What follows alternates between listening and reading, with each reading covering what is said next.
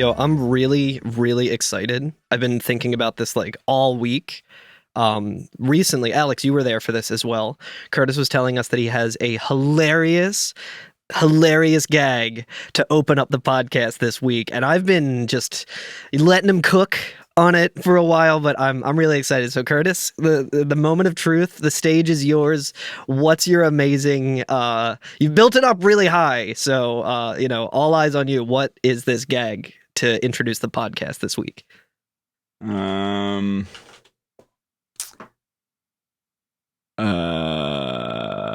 on. Okay, are you ready? I'm ready. I've been waiting a long time for this, allegedly. All right. I have it out for the calendar on my wall. You might say its days are numbered. It's pretty good. Exactly what I was expecting, yeah. You know what else is numbered? Missions. Every installment of Final Fantasy, baby! It's playing Final Fantasy Tactics. Oh, yeah, I guess not every installment of Final Fantasy, you're right. Some of them are. You know, the good ones. the good ones. Eat shit, Mystic Quest. Eat shit, Crystal Chronicles. You fucking asshole. This is the Every FNFF podcast, and I'm Curtis. Oh. I'm Carl. I'm Alex. Wow. So, we expunged Cocoon. You son of a bitch. of Orphan. Yeah, Orphan's dead, and that was the end of the game, and this episode is useless because there's nothing left to do in the game. It's true. Speaking of... We're just killing time. Where's Eden in all of this? The Fal'Cie. Oh, the Eden Fal'Cie? Yeah. Hold on. Let's Google that now. Yeah, we never really saw it seems to be Eden the Fal'Cie, like, unless the city is the Fal'Cie. Unless Bartandalus is like, oh yeah, Eden's telling me to do all this, but there is like, oh my god, Eden is the weird wizard statue thing in Orphan's Cradle. Is it? Is it though? That's what it says in the wiki. Man, this game just keeps making more and more sense each minute we look closer at it. As confirmed in the Final Fantasy XIII Ultimania Omega guidebook, oh Jesus! The three Christ. feminine Fal'Cie that appear in Orphan's Cradle are not Eden itself, but that's Eden's servants. Eden is the building. I got you. That we go into at the end. Okay, I mean that makes more sense than some other shit, I think. So, I have to imagine that at some point, if not now, some point in the future, probably like seasons from now, when we've completely forgotten everything about this game and are talking about fucking who fucking knows what. But I just imagine people like listening and being like, "No, it makes perfect sense," and you guys completely dropped the fucking ball, and like. They actually have all the answers, and they're just seething when they're listening to us talk about it. Well, post it on Reddit, and we'll read from it when we do that episode. Exactly. But anyway, game's over.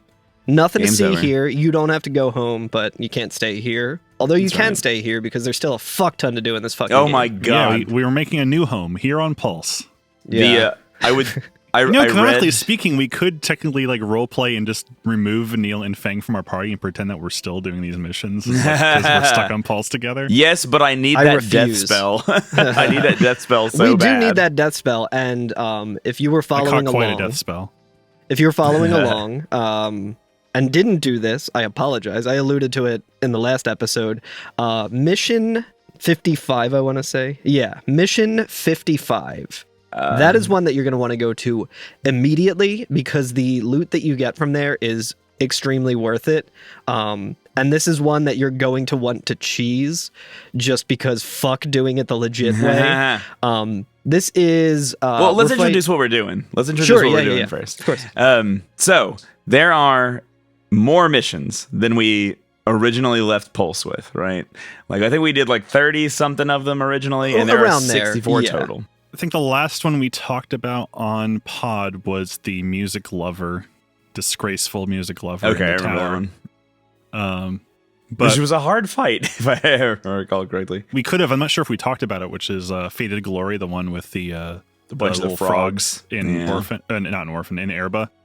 Which I should have done, but I realized that was the last one I had not done. So I actually had to backtrack and take the. Thankfully, we did mission 27, so the elevator actually was complete. So I had to backtrack to Erba. But the missions don't only comprise like the totality of the extra content in FF13, but like per weight, they are like half or more of the strategy and battle that happens in FF13. Like there's only like 30 more of them, but they're so complex and so difficult that it may as well be that all of FF13 is just a tutorial for these guys, is how I feel about it anyway. I was feeling pretty good. I was excited to do like all of the missions and just run through it all. And I was like, it's going to get difficult, but they're really fun. I've already like famously bashed my head up against one of the missions because I like just was trying a strategy that kind of worked, but wasn't really the one to go with, and it made a lot more pain for myself in the long run. So I was kind of expecting that, more of that, and being like, oh, well, now I have the ability to really level up and just go crazy so I can come at things from a different angle. And then I got to some parts of the missions where I was just like, dude, fuck this. This is ridiculous. Like, absolutely ridiculous. So it definitely seems like we're in endgame of FF10 territory in the Calm Lands of doing like, now I as far as I haven't done all the missions yet, but I don't think anything will ever be quite as bad as Penance, but there are some fights that are extremely difficult. One that I was like working on for like 30 minutes and still didn't get it, and then when you hit that amount of time, the game kind of has a failsafe where it's just like, oh, they cast Doom on you. Yeah, as most bosses do. They don't want you to like just turtle it the whole way. Spend an hour fighting Ruby on the highway. Yeah, exactly. They knew you were driving, Carl, exactly, yeah. I need to get Exhibit to pimp my ride by putting a PS3 in the glove box so I can play it. This is a very Dark Aeons part of the game. Yeah, that's a good way of putting it as well, Alex. Alex saw me struggling with one of the fights and being like, this seems like some Dark Aeon shit. I'm like, yep, it definitely feels like that. Except that you have to like, they aren't just waiting around the corner for you when you're like going to backtrack to find an old Deck Sphere. These ones you actually have to actively search for, which I appreciate. Yeah. Instead of like the Mega Sisters just guarding. Just like a path that you have to walk through. Yeah, at least these ones are fully opt-in and not necessarily like, oh, remember at the beginning of the game when I didn't realize how the Cloister of Trials worked and I didn't get the treasure that I need? Well, now I gotta go and fight a really difficult motherfucker just to get it. Luckily, it's nothing like that, but if you're someone who, like me, I was kind of like, all right, well, I want to kind of go in sequential order. The game has them numbered. They're in a list that, to me, would imply like, hey, that's the numbers that you should be following along with in order to complete the missions. You can just throw that right the fuck out the window at this point because I'm pretty sure there would be almost no way to do it in sequential order when we're going to come up on something we're going to talk about later in this episode. You could do them in sequential order up to a point. You could do like the next 20 of them in sequential order, and then it's fucking to the window. Who knows? Yeah. I started doing them in order up until the Titan trials, which we've alluded to as well. Yeah, after the frog one, there's the I think you get the stone for it in the mines, right? When you when you're done with the game and you're ready to go back, and you head back to the White Room. The White Room, and then back to the Narthex, and then you come back to Pulse for the first time. So all of the, well, not all of them if you haven't done them. If you haven't done the previous ones, this doesn't happen. But a lot of the stones are now active, and I think there's a stone like very nearby the entry point.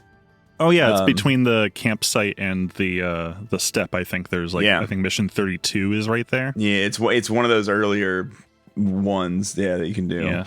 I think I would probably recommend following along a guide in this, because you could just kind of run around. If you're into just running around Pulse, like it's a very cool area and stuff, you can kind of really fall into just like wandering and backtracking a whole lot. And there's actually one coming up in this segment where it's kind of counterproductive with how you even get to it. And I think it's one that is like a load-bearing Seath Stone that requires you to complete it in order to open an area to get to some of the other ones. I like, instead of like a paling stone or whatever, we just call it a load-bearing seat stone. Yeah, exactly. So I can't remember specifically where it is, but I do remember kind of struggling with trying to find it. And basically, we have to go into those mines again, where we found that juggernaut. I think there might be a Seath stone or something behind that juggernaut now that's active. I could be completely wrong about this. Again, like, this is hours upon hours of like just playing through these missions, and they all kind of start to blend together a little bit. And I didn't take like detailed notes when doing it. So forgive me for that. But the way that you have to get to one of the Seath stones is like you need to ride Atamos. Was that his name? The Sonic. The Sonic, the big Felsi. Which, by the way, I think you're thinking of Mission 30, Syphax the Insidious, which is the one that allows you into the Hyeri Acropolis later. Yeah. But you have to go into the Subterra and do all this stuff to find him. Exactly. Yeah, so a little bit of backtracking, and then it's very, very strange. You have to like move Atamos to like another location, and then I can't remember if I had to like warp to a different place and then run back to where Atamos was or something. For me, Atamos was always there. Like, no matter if there was a place where you could board him, he would just be there waiting for you. So I didn't actually have to move him anywhere. Interesting. I had to ride him twice. As far as I can tell, he kind of moves in a triangle pattern. But before, we could only take him from one location to the next and then back and forth. And now there is a third location along his circuit. Yeah, and he will be in that location, and then you can jump across him like a bridge to get into like where the mission is or where the Seath stone is. One of the two. Yeah. So that was a little bit confusing. Luckily, I just had people in my chat who were just like, no. I think our buddy Cloud, our buddy Adam was just like, no. Here's what you're gonna do. You're gonna ride Atamos. Like, it's pretty cool though, because like when we get in there, there are locations in the Subterra that are not like the ones we've seen before. There's like these weird like nests and towns. Not even, it's hard to say towns, but like, remember when we were in what was chapter 4, the trash area? Vile Peaks. When we were in Vile Peaks, there were those like bird enemies. There's like a weird town that they live in down in the Subterra. Yeah, so we like, go through. In the Vile Peaks, we saw the Gran Pulse ship, and behind there were these like weird kind of almost look like awnings, or they kind of remind me of like weird little forts with like kind of like drapery on it. But it's kind of like a nest or like an encampment of some sort of all the like succubi and stinky type bird enemies. But it's pretty wild because you do feel like you've it has a different feel to it than the rest of the Mahabharata Subterra, where you're like, ooh, I'm somewhere I shouldn't be. There's like electricity sizzling everywhere. Yeah, it's like, I guess the only trace of, they have a kind of strangely human like characteristic to them compared to everything else in this place, which is mostly just like pulse work and slime things and sometimes cubes. And the occasional cube. Who could forget the occasional cube? Not the cube, the bombs. The Rubik's cubes. The cube, so easily forgotten. But I actually did just remember. I kind of glossed over it, and I want to actually go back to it where we fought the Juggernaut. Where the last time I saw that it had 1 million HP, and at the time that didn't make sense in my brain. So I was like, dude, fuck that. I'm not fighting this fucking thing. I'm leaving. When you fight that and you beat him, then there is a Seath stone behind him that you can get to, and you go up to it and you get your mark. The mark is at Tajin's tower, and the mark is another Juggernaut. The thing that you just fucking killed, which is very funny. And like doing that in the late game is kind of just like, like that's funny. I can't imagine doing that. I don't even know if you could activate this when we first got here. But if you just like, no, I beat him and it wasn't active. Yeah, it might have just been like laying on the ground or something. But just like having a hard time with this enemy at that level, beating it, and then being like, okay, who's my mark? And you're like, oh, this fucking guy again. Shit, I just killed you. I do like this mark where, like this theme where there's some marks where it just seems like robots are just kind of wandering out of the mines. Yeah. Like before we fought the lumbering bellows or like one of the pulse work knights or something like that. And this one's like a whole freaking juggernaut is just blocking the path to the Tasian's tower. Yeah. I think literally the next mission is the same thing too. Like we get it in a different area, but like the point of it is like, oh, pulse work enemy walking around where it should not be. Yeah, I do like the flavor text of it too, where it's like, why do the Fal'Cie value that place so much, as in Tasian's tower? Why do they protect it and yet stand idly by when our village is threatened? I sense the place must guard some secret of theirs, and it's like raising a good question. It's like, why are our benevolent gods like abandoning us and just protecting this fucking tower? Like they'll do anything to keep people away from this tower, but like when we're starving, they're just like, eh. Yeah, right. Yeah, so then there's if you're doing numerically, now we see that there's a red wall up in like the northern area of the steppe, right? That was for Syphax, yeah. The one that brought us Syphax, down here. which is number 30. That's right. Which that brings us through the nest, as you said, and there is like a big garage door like we fought the Juggernaut, but this time there's just like a big swarm of freaking little like those little bat seeds. little baby undying. There was like 20 or so of them. I was seeing like the numbers going, like not the numbers, the letters. The letters, you're like fighting Z and you're like, what the fuck happened? Yep. So many, and then the target shows up. It's cool. Yeah, that was a really fun and interesting fight. Yeah, I like it when they do things like that. Those are like the best fights in FF13 where they play with the mechanics. Also, this area, the mines is like glowing red. There's like crystals embedded in the walls and stuff, and there's like Seath wandering around the tunnels too, which we haven't really seen much on like just wandering Pulse that much yet. Yeah. I'm reading. I didn't do this, which now I kind of wish that I did. I mean, I could go back and try it again, I guess. But I'm looking at the strategy in the Wikipedia for Syphax. And they're like, oh yeah, if you have Whistlewind Scarves or Aurora Scarves, which gives you ATB charges when you kill enemies, you can just throw Ruinga out, kill like 3 of those things, and you immediately just have enough to cast Ruinga again. So you just never stop attacking from the moment that you start the fight until it's over. That's amazing. That's cool. That's really funny. I guess a good way to kill time and get 5 stars. Yeah. That's really funny too, because I remember like just as I find all this different loot and stuff, like the whistle scarf or whatever, I remember being like, oh, that sounds really cool, and then like thinking about the application of it and being like, that's not as cool as just like having haste or something like that. Might not really, I can't think of a use case for that. And then it's like, oh no, here's a perfect use case for it in this very weird specific circumstance. Yeah, right. The Numidias are the little tiny bats before Syphax shows up. And this is one of the Undying fights, I remember. Yeah. It is. This is a little baby Undying. It ends with it turning into like a little crystal thing and shooting off. That's true. It's a bat. And you get a Uranite, which can be used for upgrading equipment. It's crystallized urine, right? It's what happens if there's like when Calvin completed his focus of pissing on the Ford and or Chevy logo, he was crystallized and it created the Uranite. Calvin's tear. After this, you get the rank of Heart Striker. Yeah. Heart Striker. It really does say right here, additional foes, Numidia times 26. It's fucking nuts, man. That's I remember just thinking I was gonna burn through that fight because I'm so over leveled, and then just being like, I like not even knowing what was happening, being like, all right, I got a couple of bats flying at me and stuff, and then being like, wait, this is actually getting scary. What the fuck is happening? Like only half paying attention and being like, oh god.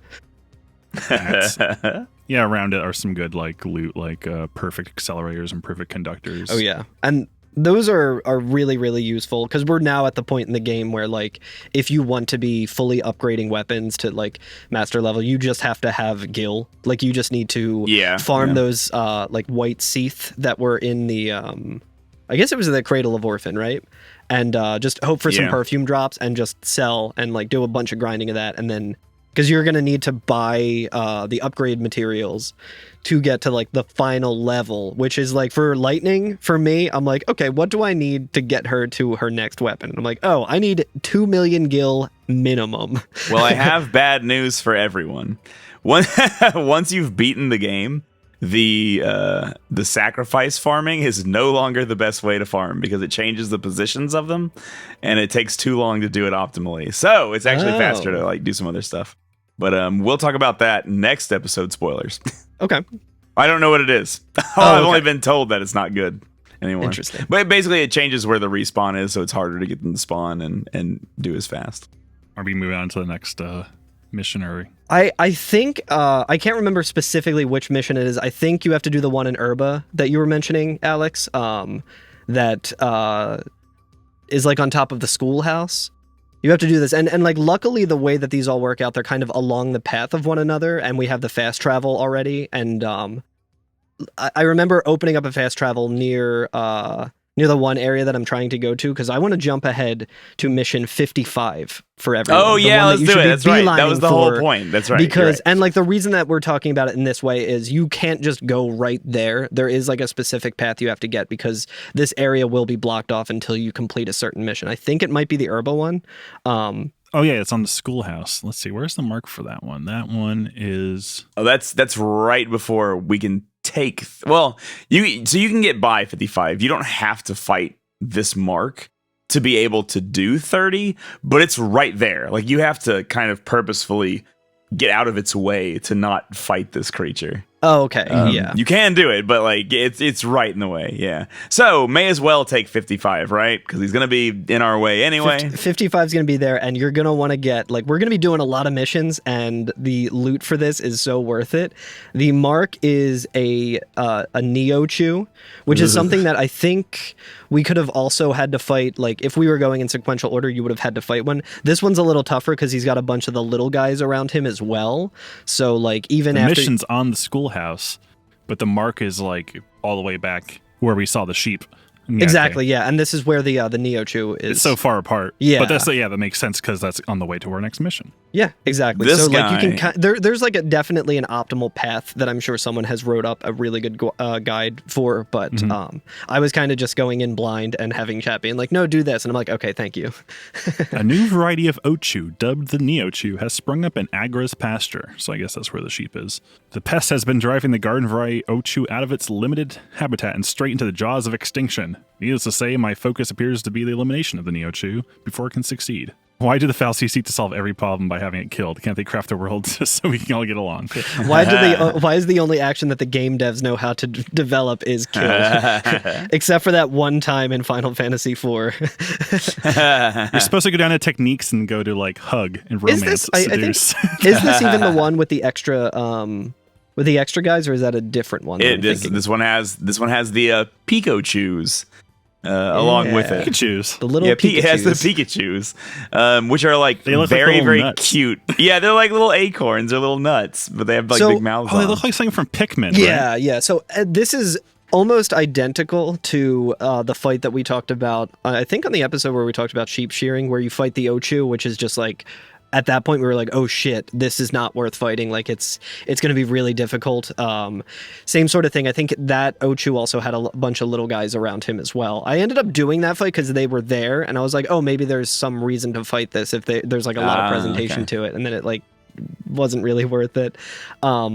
But the Neo Chew has a whole lot more going on. Oh my god, he is an asshole. Of HP. I forget the target time of it. I'll try and pull that up.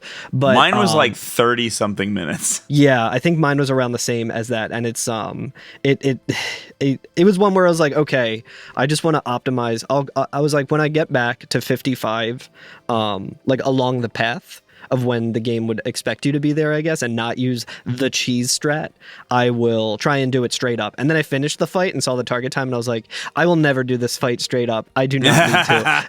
It's like my whole thing with games is like, if the game can throw some bullshit at me, then you can throw feel some bullshit no remorse for using the cheese strats or anything. I'm just like, yeah, like what you need to do is, I think the only status ailment that this thing can have is imperil.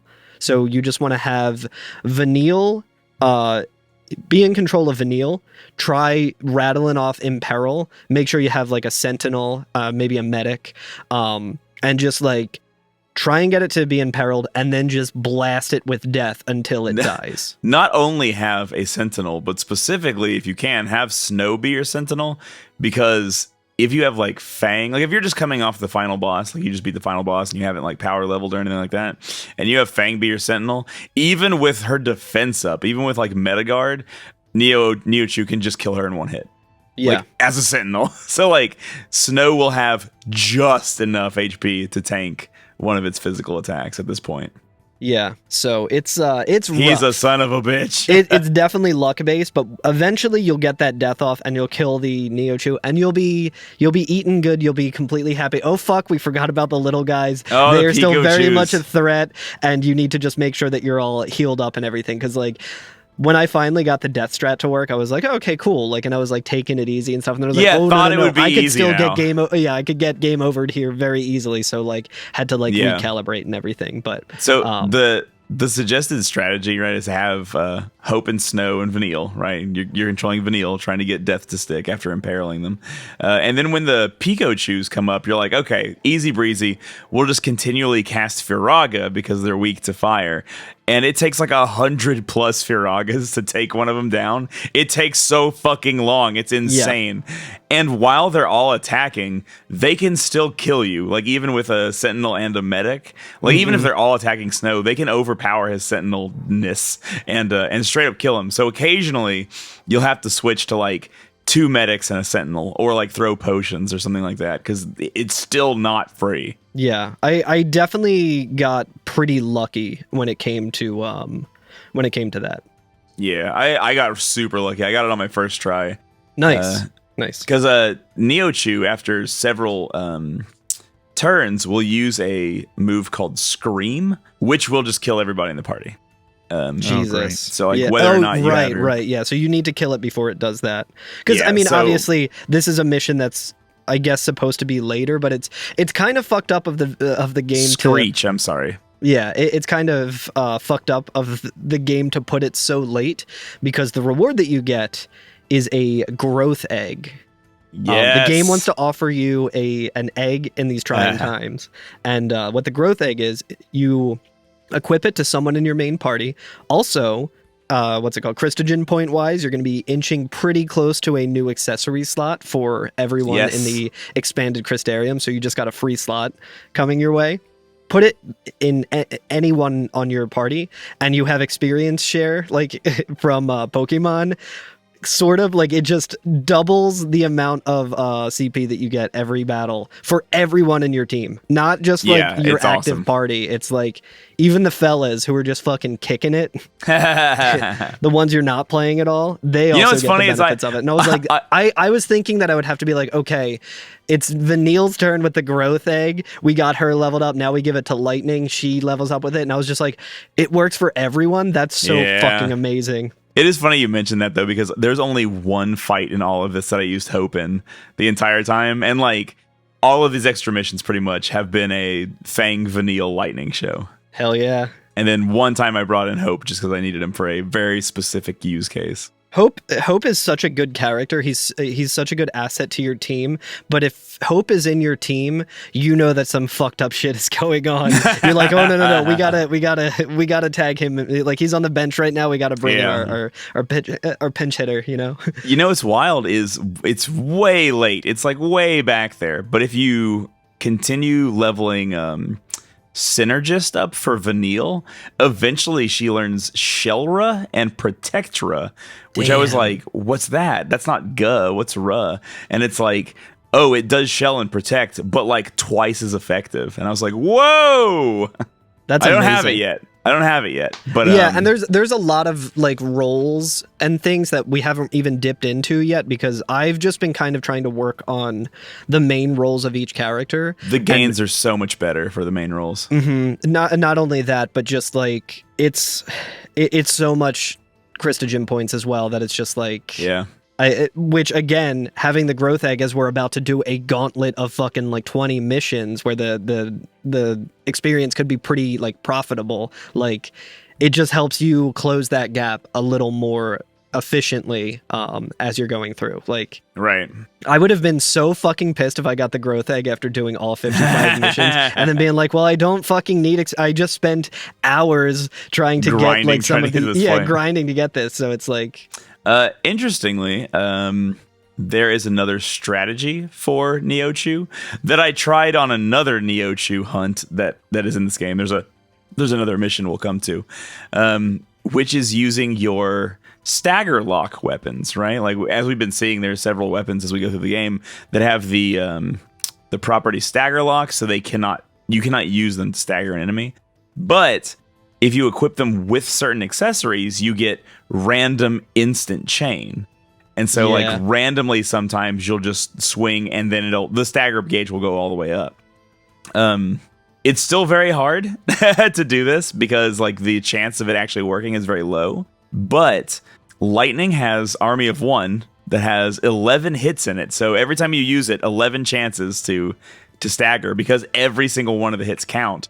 And Saz has Cold Blood, which does 17 hits. So every single time Saz attacks, 17 chances to do the instant stagger. Now, I did use this for one of the other missions. I was able to stagger the Neochu very quickly and still wasn't able to kill it, even with 800% damage. And so it just came back down and did Screech and killed everybody. And I was like, God oh, well. damn. I guess I'll go back to the death strat then.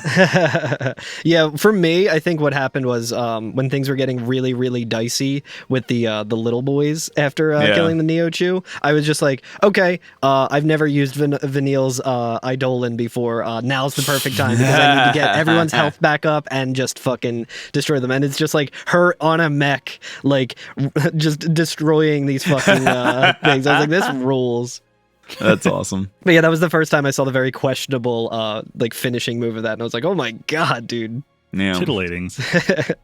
Since our next mission was because we did 30. We did 30, so we've taken down the last paling, which is behind the Neochu, up where we found the I saw the 32 sheep. is the one by the crash site, so I kind of just knocked that out of the way, which is just one of those nasty, kind of gross looking Pantheron type ones. Oh yeah, hanging around the tower. But at this point, now we enter a new area. The Am or whatever. The Hyeri Acropolis, I believe. It's Goblin Town. It's Goblin Town, baby. Back in Goblinville, baby. There's even a cutscene when we enter into it where there's a bunch of just like goblins hanging out. They're just like chilling and like leaning up against things like they're like delinquents from an anime or something. I love the ones who are just fucking chilling, just like sitting and relaxing. They're like, yeah, they're I'm just on relaxing. break, dude. And then they see us walk in. They don't aggro you or anything. Yeah. They see us walk in and they're like, ooh. And they get up and start skating around and you're like, uh-oh. I love it all like kind of weird little robot sounds they make. Their punch noise is so fucking funny, and they punch you so much. They punch you so just, like, much. Cartoon sound effects. Because you always fight like 5 of them at once, so all you hear is doof, doof, doof. I love these guys. They're cool. But yeah, this is like another kind of ruinous area that kind of reminiscent of the other side of the map, I think, which was also behind a paling, right? Oh, you mean the Padrian Acropolis? Yeah, maybe. I'm trying to think of the other that ones. That one was not behind a paling. Okay, you're right, yeah. The Chocobo area was behind a paling. Right. Yeah. But it's more, it feels like a junkyard in comparison to everything else. Yeah. It kind of almost looks like Blood Gulch from Halo, like the building structure that's just kind of there. I was like, I know this layout. I'm gonna take the ghost, I'm gonna back it up, I'm gonna jump onto the cliff a little out of bounds with a sniper rifle. No one will see it coming, dude. If this is Blood Gulch, then like the step is very much hang 'em high. Yo, fuck yeah, dude. God. I only say that because that's the only other one I know. Yo, this MF don't know about Rat Race. This MF don't know about oh fuck, I almost said agoraphobia. I think it's called like Jeffrophobia or something. Whatever the fear of bridges is. That one was sick. We should do Halo next season. Yeah, why not? Welcome to Cortana Cast, where we're talking about every Halo game that's good. So we're stopping at Reach. Yeah, so I think the next mission is the one that you're talking about, just another wandering pulse work. Yes, right. Yes, it's just hanging out. It's in the same area, thankfully, but yeah, I like this guy is just kind of extremely into having us focus, which is like it doesn't matter if it's destroying a pulse work champion in the heart of the Hyeri Archaeopolis. or copula, or whatever you call it, or picking up flowers in the yard. If it's my focus, I'm going to do it. Life was boring before with nothing to live for, but now I'm able to see I have a focus, and life is beautiful. The clouds have parted, and there are rainbows. This guy is, yeah. Sunshine, lollipops, and rainbows. His last line is really good. He says, "Seath or crystal, all the same to me, as long as I can put myself to the test, challenge my limits, and win." This dude's literally just fucking Goku. Yeah. Goku's like, I hope I don't become a Seath, because then that means I won't get to continue fighting all these strong opponents. And now the fact that he has become a Seath Stone means he challenged his limits and did not win. He did not. He famously failed. Yeah, this thing's just on the edge of a building, kind of on a ramp, if I recall. It's hanging out with a bunch of disembodied hands. Oh yeah, those like searchers or whatever they're called. Seekers, yeah. Yeah, the Seekers, yeah. Eerie. Which at this point in the game, for me, when I fought him, the Seekers were like one-hit kills. Like I was just like, get out. Oh of yeah, here. it's nothing. It's nothing at this point. And actually, I mean, the Pulsework champion is nothing too at this point as well. Yeah. He's just another like doesn't take certain kinds of damage until you stagger him, pops him open, you fuck him up, you good to go. But his Seath Stone is a way stone, so we open up teleportation to the extremely good. the Archaeopolis. I said Acropolis, it's Archaeopolis. Oh my god, Archaeopolis. I feel like such a fool. And then skipping over 32, because we talked about it, is 33, which is a parent's pledge. This one, I love the description of it. Very good description on this one. Yes. Yeah, it's kind of a bummer. It's a real bummer. It's awful. It made me feel bad. Yeah, it made me feel extremely bad. What this Seath Stone says is, I've been charged with putting down a stray at a man-child that wanders the steppes' eastern tors, no doubt seeking its lost parents. What kind of monster could perform such a deed? Not a day goes by that I don't recall the pain of losing my own child to a rampaging beast. Would I now subject other parents to that fate? No, I forsake my focus. The cycle of suffering ends here. But the cycle of suffering does not end there, because we're going to go and kill this fucking turtle. Because I was going to say, guess what kind of monster could perform such a deed? Me. So if we want to stay on, like, because Snow's like, we should fulfill their focus for them. This guy's like, no. He's like, no, don't do that. It's like, like, we should not be doing this one. Speaking of which, this is a call out to the Final Fantasy fandom wiki.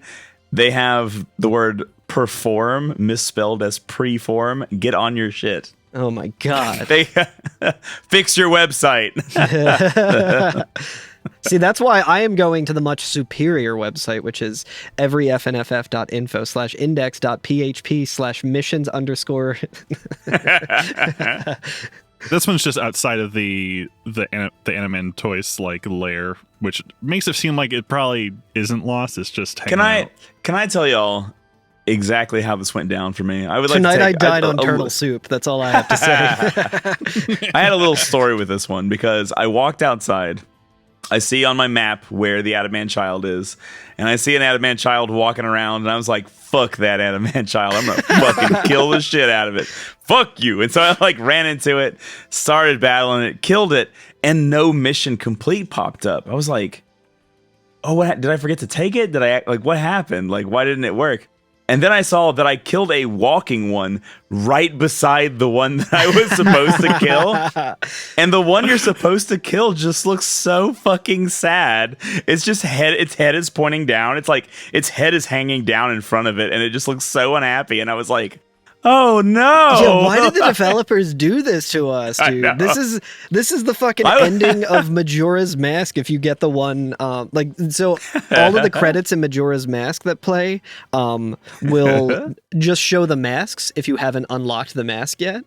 And if you do complete and get the mask, it shows you a nice little scene of everyone post, the world being saved and stuff, and you get to see really beautiful things happening and stuff. And then you get to see the weird fucked up tree that you see in the very beginning of the game, and you get to find out what that was. And it was like the butler that you met, it was his son that you didn't save, and it's just him finding his son and freaking the fuck out. And it's like, why would you do this to me? Oh my god. Why would you make me feel so terrible? Like...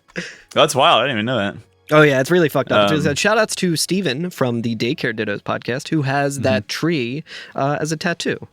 Oh, very nice. Yeah. I thought it'd be a nice flavor to this.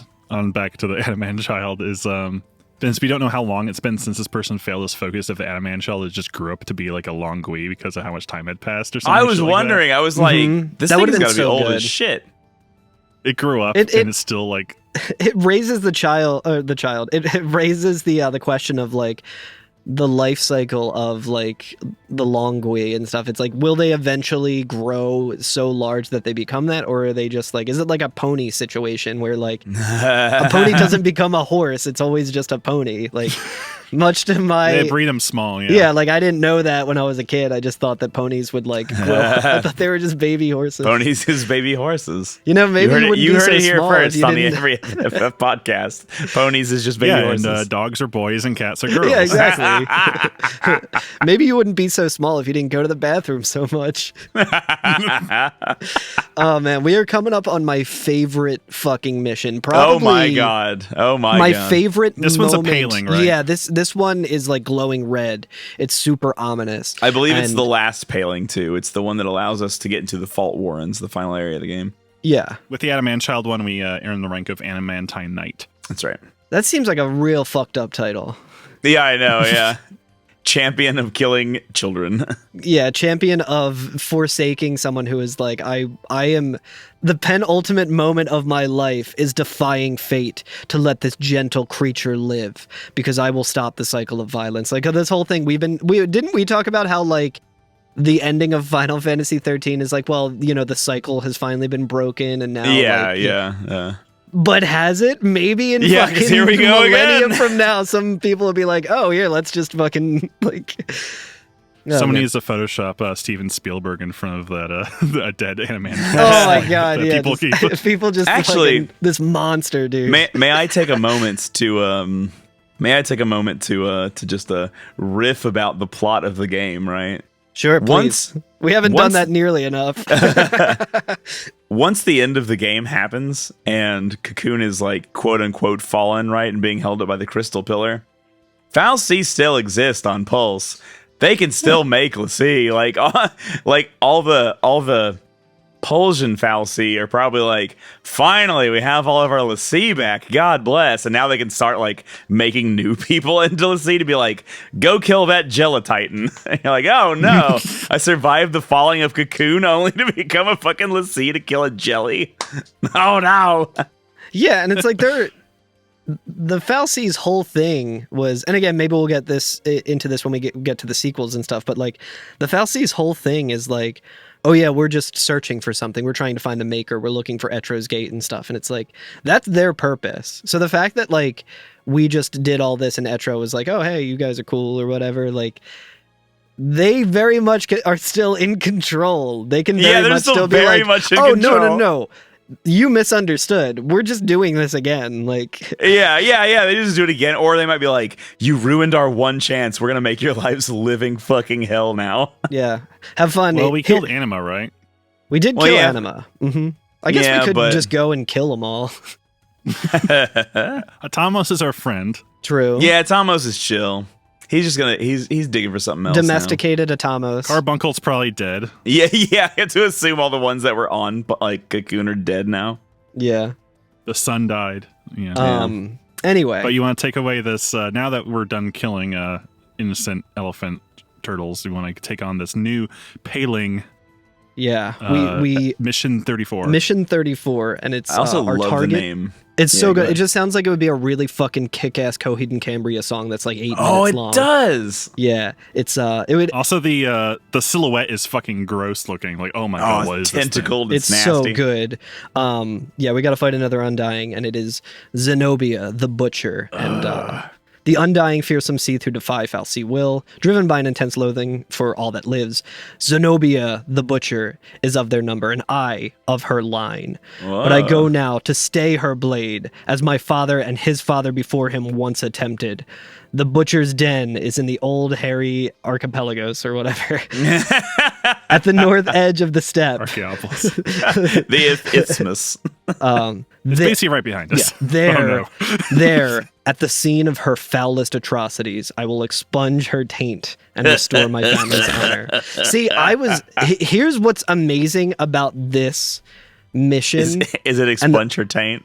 No, what is amazing about this mission flavor text is that I was so invested in this backstory and this lore of this character. No, it's that actually I good. didn't even think of the obvious hilarious joke that it's expunging her taint. Like I didn't even think about that. I only took one note for this entire episode, and all I wrote down was expunge her taint. Yeah. XYT, my friend. I can't believe that I didn't like giggle at that, but I was just like, dude, this sounds fucking metal. I can't wait. So it's literally you were like, this like is not time for games. it's like 3 This is feet some Dark away. Souls lore shit. It is. I'm like, I want to know more about this. Like, so the person who was in the Seath Stone is of her line, whatever that means. I guess that's like crazy. a part of her. Like, I think. It's like going to fight your great-great-grandmother, who's also a tentacled, yeah. So like monster. again, just from software shit. Like, yeah. But yeah, like generational attempts to take down this creature, and we're finally the ones who are gonna get to take it down. So we walk like literally like 5 steps. The mark is right here, and the cutscene starts. The cutscene There's starts. these gross. All these fucking gross, horrible, like eldritch tentacles start sprouting It's so up from nasty. the ground. This is like the all nastiest fight. Like this is the nastiest looking enemy we've seen in the game. Yeah, a bunch of dust just starts like floating in the air. We see a huge, mean, open, like Seath eye in the chest. It's kind of fleshy pink. There's like runes scriptured all over it. It has some like really gross, like a little white kind of like cartilagey looking bits all over it. It's like it's real gross looking. Extremely. And I was like, oh fuck, I'm not looking forward to this. It's looking nightmare. real. Yeah. It's like, okay, this is going to be one of those challenging fights that it's the same sort of thing that like I spent hours on fights similar to this. Yeah. And we Trying see to a remember wide shot of our party duking up with it. Yeah, they're like squaring up. The camera starts to kind of pull back a little bit, and then just in the bottom left corner of the screen, we see something that if this isn't your first Final Fantasy game, is fucking terrifying. We see a little lantern with a cute little blue flame in it being held by a robed, like a cloth robed green hand, and it's a motherfucking Tonberry. It's Tonberry. It's the first Tonberry that we've seen in this game, and it is horrifying. And it just runs up and stabs her in the fucking ankle. Right in the ankle with its little chef's knife. It just goes boink. And when we say it runs, it fucking runs, which I have not seen in any Final Fantasy game. Normally, they kind of just mosey on up to you, and then they stab you, and that's it. Like, you're fucked. No, it is very small, so when it runs, it's still not like... It's at a cute running pace where you're like, oh, look at it go. It runs like I guess it kind of runs like the Cactuar, where you don't really see how it's running. It just kind of it's like zooms. shuffling. It shuffles along. My reaction to this was just, oh, fuck, no. I was so goddamn afraid, dude. But yeah, it just stabs Zenobia, like very like comically, like a little boink, like right in the leg, like in the right shin. in the leg. Like ankle, I guess, because it is like very small compared to Zenobia. Yeah. It's like 10 feet tall. And just fucking instantly kills Zenobia the Butcher. It just falls over on its back and dies. It just dies immediately. And we see the burst of energy that comes out of it, like the crystal. Like the Undying ones, I was like, oh, that was easy. But then, like, the Tonberry turns It towards turns us. and looks at us, and it's like, oh my god! It holds up its lantern and like shows us the knife. Oh, it licks the blade. It like is that goes what like, it was doing? Yeah. Oh my god! It's dude. like an anime trope that like a really evil character will lick the blood off of a blade, but there's no blood on it, and it doesn't have a mouth or anything, so it just slides it across its face.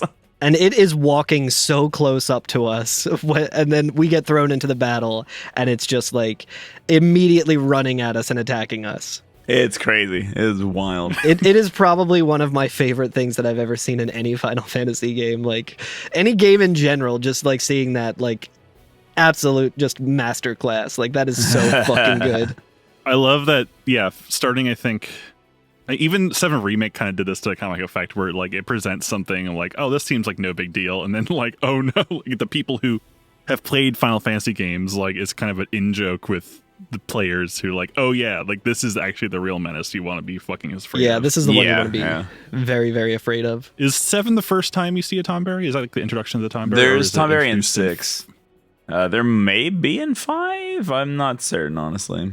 But I'm going to find out That is right a very now. good question. Yeah, I'm looking it up now. Yeah, it's in 5. It is in 5? Okay. Because there certainly wasn't one in 4. The Tonberry makes Dingleberry an anthology. What? Makes its debut. They have high HP and slowly approach the party to prepare their knife attack, which does high damage and ignores defense. Yeah, so I guess I don't know where it is in 5, but that was its first appearance. Okay, gotcha. But yeah, this fight is actually not very hard. Which was a relief to me, kind of a bummer. Not as hard as it was in 10. Oh yeah, oh my god. There's like a complete damage sponge. Later on, spoiler ahead for some of the missions later. Oh my god. There will be a mission where we have to fight 3 fucking Tonberries. And that one is extremely fucked and very scary. Because, like, again, this game's just like, oh, that's like really scary, but what a cool fight. And then it's like, it would be really fucked up if they did this. And the devs were like, we're going to do the fucked up thing. Well, so we're in the battle with Tonberry. He has his famous grudge attack, right? Which just increases his strength and magic to do more and more damage. I like in the Final Fantasy fandom, it says, like, if you're a lower level, don't even heal. It doesn't matter. Like, yeah, it's worthless. He's just going to kill you in one hit. So just revive and keep going. Yeah, so it's basically the grudge. I'm reading off the fandom here. That the grudge grows progressively deeper and more severe. Delivers devastating physical attacks, executes powerful magic attacks, and is capable of inflicting fog. Which I guess is also just what it says in Libra. But it has a bunch of abilities that I guess it just kind of, the longer the fight goes on, you'll get hit with these. So it's grudging look, brooding grudge, imminent grudge, deep-seated grudge, serious grudge, vehement grudge, unfathomable grudge, and ultimate grudge. So I don't know the breakdowns of all of them, but each time you get a different one, it gets worse and worse. So in this fight, not so bad. There's only one of them. You can kind of stay on top of he doesn't have if you need to. Yeah, and he doesn't have that much HP either. Like, it's not. It doesn't take too long to melt through him, and he's vulnerable to several status effects. Oh yeah, wait. So another fucked up caveat of this that I forgot about, which again you probably won't see it in this fight, but it deals major damage to all party members and may inflict curse and fog. But it also restores the user's HP to full, removes all status ailments, increases stats, and raises status resistance. So basically, if it uses that grudge, not only does it severely fuck you up and get you like in a position where you're like not likely to be able to heal yourself out of it, it just fully buffs itself and goes back to having all of his HP. It dispels your buffs too. It looks like with a knife attack. That's fucked up too. Mm-hmm. So having Synergist blasting off and you pretty much just have to like kill as fast as you can because you don't want it to get that far. And it sounds real fucked up, but honestly, if you're at this point of the game, you've already beaten the final boss and everything, it's not too bad. He, like I say, he doesn't have that much HP, so like you can get through him before you start seeing the really hard attacks. That's when it goes wrong. Once you start seeing that he's killing people in like one hit and shit like that, battle's gone on too long. Like, you know what I mean? Exactly. Like, it's Mario Kart rubber banding. Like if you're too far in the lead, the AI is just gonna kind of sneak it right there in with you, where you're just like, well, there's nothing I can do. I do also like there's a nice touch. There's a nice touch that the stagger bar for the Tonberry is 666. That's true. I do like that. When we complete this, we get the Hermes sandals. We do get a pair of Hermes sandals. And we earn the rank of Cursed Lifter. That's when you lift cursed dumbbells. But now like you said, we get access to a new area. This is the Fault Warrens. So before we go to the Fault Warrens, do we want to take a break? Because I think this is probably be the rest of the episode, right?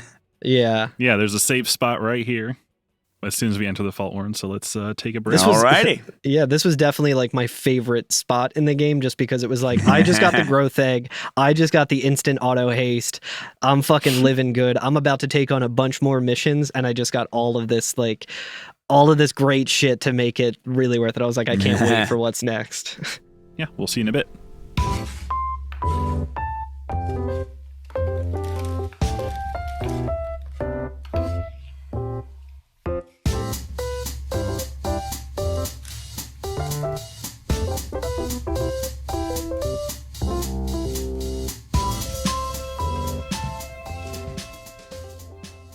And we're back. Things can only get better from here on out. Oh my god, things can certainly get something. One less Tomberry in the world. One less Tomberry in the world. 3 to go. So we enter the Fault Warrens, which is the last new area that we can access in the game.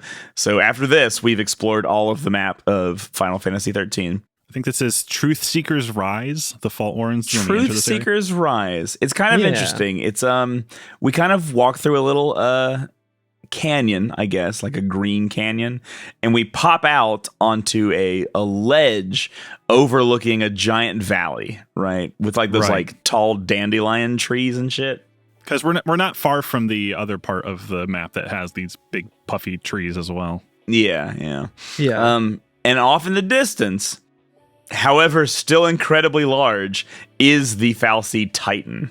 Mm-hmm. And this is the position that people go to speak to Titan, right?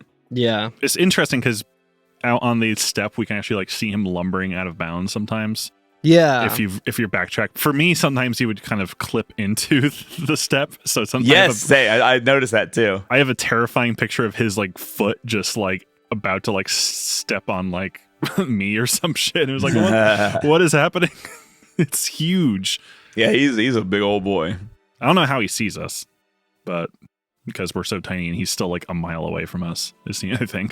Oh, interesting. I just want to let you know real quick. It has never happened before when I go here, but today, for some reason, Google Translate translated all the Japanese text for me on the script on our everyfnff.info website. But I like that the very first thing when we walk in, Vanille says, "Look, that's Titan," and in the Google translation of the Japanese, it literally says Fal'Cie equal Titan.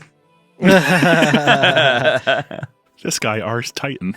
This guy ours Titan. Oh my god, Alex, he's so big. Alex just showed me the picture of him stepping in bounds. Oh my god, dude.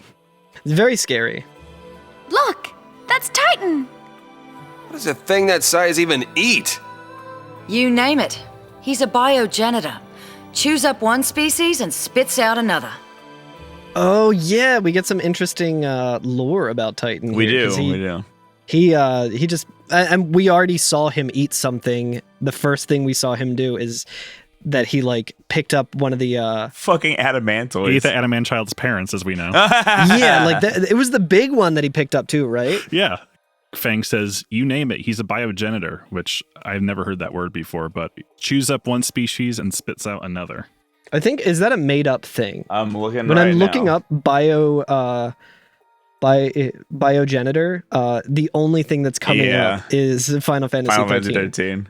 Genitor, one who begets, father, parent, specifically. The biological is distinguished from legal father in some cultures. So maybe it just means who's someone who creates or fathers other species, I'm guessing. Yeah.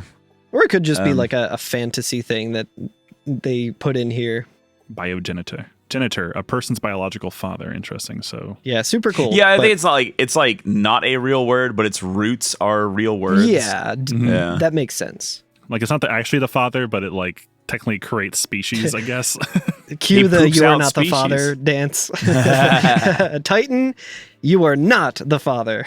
But then it just starts speaking to us. It does. It speaks directly to us. Yeah. Even though it is a mile away.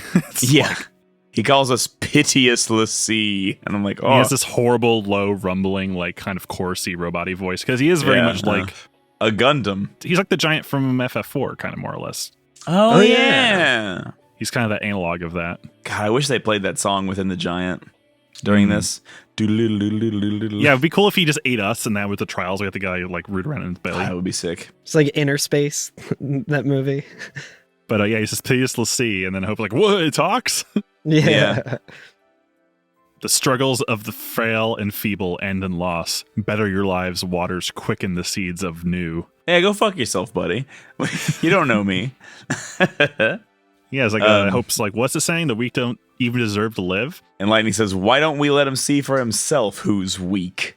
That's if Lightning is your party leader, because Yeah. depending on who's your leader, there's actually some unique dialogue. Oh, okay, because I actually had Fang, and yeah, so it makes sense because she says, "Well, last I checked, we're not exactly weak, are we?" She's flexing.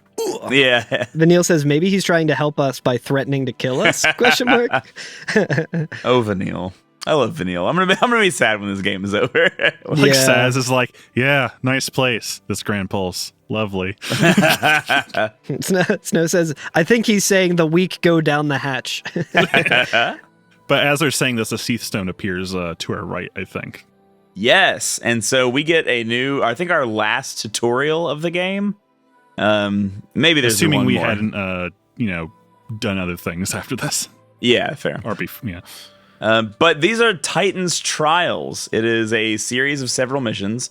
Let me count how many. It starts with 35, and it goes down to 51. 51, yeah, that's what it says on the map. So including 35, that's 727?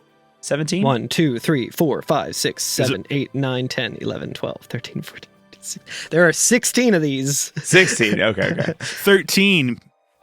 There's 13 of them. There's 16 and only 16. Okay, so there was Definitely 17. not a Okay. secret. Yeah. Gotcha. Okay. Yeah, there's a after these trials, there is a real fucked up like super boss that you can get to. So basically, what it says is here you may face off against a series of powerful adversaries who will test the limits of your fighting prowess in a contest for survival. If you manage to emerge victorious from 4 consecutive battles, you may then continue to face one of Titan's final challenges. And here we also see a cool little like diagram, and It's it like a has map. Yeah, it's like a pyramid scheme, but on its side. And the first Much more one, level playing field. the first one is A1, and then that branches off into 2 directions, B1 and B2, which then branches off into C1, C2, C3, and so on. That goes all the way up to the E tier, and the E tier has 6. Right. But it intersects in an interesting way. Like it's gonna. I'm too dumb to kind of explain it in an audio medium, but if you look at the map, you'd be like, "Oh, okay, that actually makes perfect sense." It's like a reverse bracket kind of thing. Yeah, it's a Yeah. bracket that gets larger as you go down. So you can get on certain paths where you will not be able to access some of the other fights. So you kind of have to plan your way through these trials because you do have to do these over again. The first one that you have to do, I think, like you have to do it like 7 times to get all of the endings, the E1 through Yes. 6, and then the optional one. Yeah. Or I guess they're technically all optional, so I should say optional, but the secret one, the final Yeah. one. I just kept making right turns through the entire thing because what it does is it teleports you to these like little kind of inlets, Miniature stages, like Kind of. It feels like Yeah. a dungeon. It feels like the endless dungeons in like a lot of recent Zelda games. Yeah. Where you're just like yeah. going down and there's like a little like kind of natural area that's kind of secluded off. But I kept making right turns. Like I always like I'm just gonna go a straight line this way. So I did A1 to B2 to C3 to D4 to E6. Interestingly, D4 had 2 Seath Stones in it. I'm curious why there was a extra one. I can tell you exactly why there's an extra one. Each of the D levels has an extra one that is not enabled, and it's not until you beat E1 through E6 that will be active. And then you go through one last Secret E7. yeah, and oh my fucking god, that E7. Okay, that makes sense. Yeah. Well, let's talk about these fights. Yeah. So no matter what, we will start with the same first one, of course. Yeah, You'll we'll always always start start- with A1. The Gurengach. Which is the road less traveled. The road less traveled, although it is the road that is most often traveled because we need to do this shit 7 Yeah, times. yeah. And it sounds like Titan probably wrote these because they are very flowery. Yeah. They're not as good as the other ones. It's kind of more. They don't just tell us like, much lore. They're just like, Yeah. fight this. They're I not think, really. I think Zwanzig described it as slam poetry. Titan's just throwing down a like. Yeah, they're not like ideas from a Lassie that had failed. It's like Titan's writings, right? Yeah. Which makes me think if these Seath Stones are not actually like from Seath, but are something that like Titan has created. Yeah, absolutely. Unless he like marked a Lassie, like your focus is to be a Seath Stone. Instead of making a sacrifice, he just made a stone. It's like, I need a teleporter. I'm doing some renovations in this valley. I need you. It's like you don't need to teleport people. You could just like have Pick them up. Atamos make this canyon go the way Oh, we yeah. want it. Like, Yeah. it doesn't have to. And he's like, no, we're doing it my way. I want seed stones, goddammit. Did Inside Titan in 4 also have like teleporters, or were those elevators? I forget. I think they were like doors that went up and down, if I remember Okay. right. Um, But yeah, this is one of the scale beasts. it is a scale beast. Did you guys like the name of this scale beast? The Gurengach? Yeah. Gurengach? Yeah, because I was thinking about it. I'm like, is that like the Garan or whatever? That The Garanglan? Yeah. in Final Fantasy VII. Yeah, what is that? Gurren Gatch? What? Like, is that from anything? I don't know. It's a gachapon. If you crack it open, you get 5 bombshells. Apparently it's in a lot of other games too. I mean, later games, I should say. Yeah, I wonder what the etymology is. In Aboriginal Australian mythology, the Gurengach is a giant eel-like creature, an incarnation of the ancestral rainbow serpent.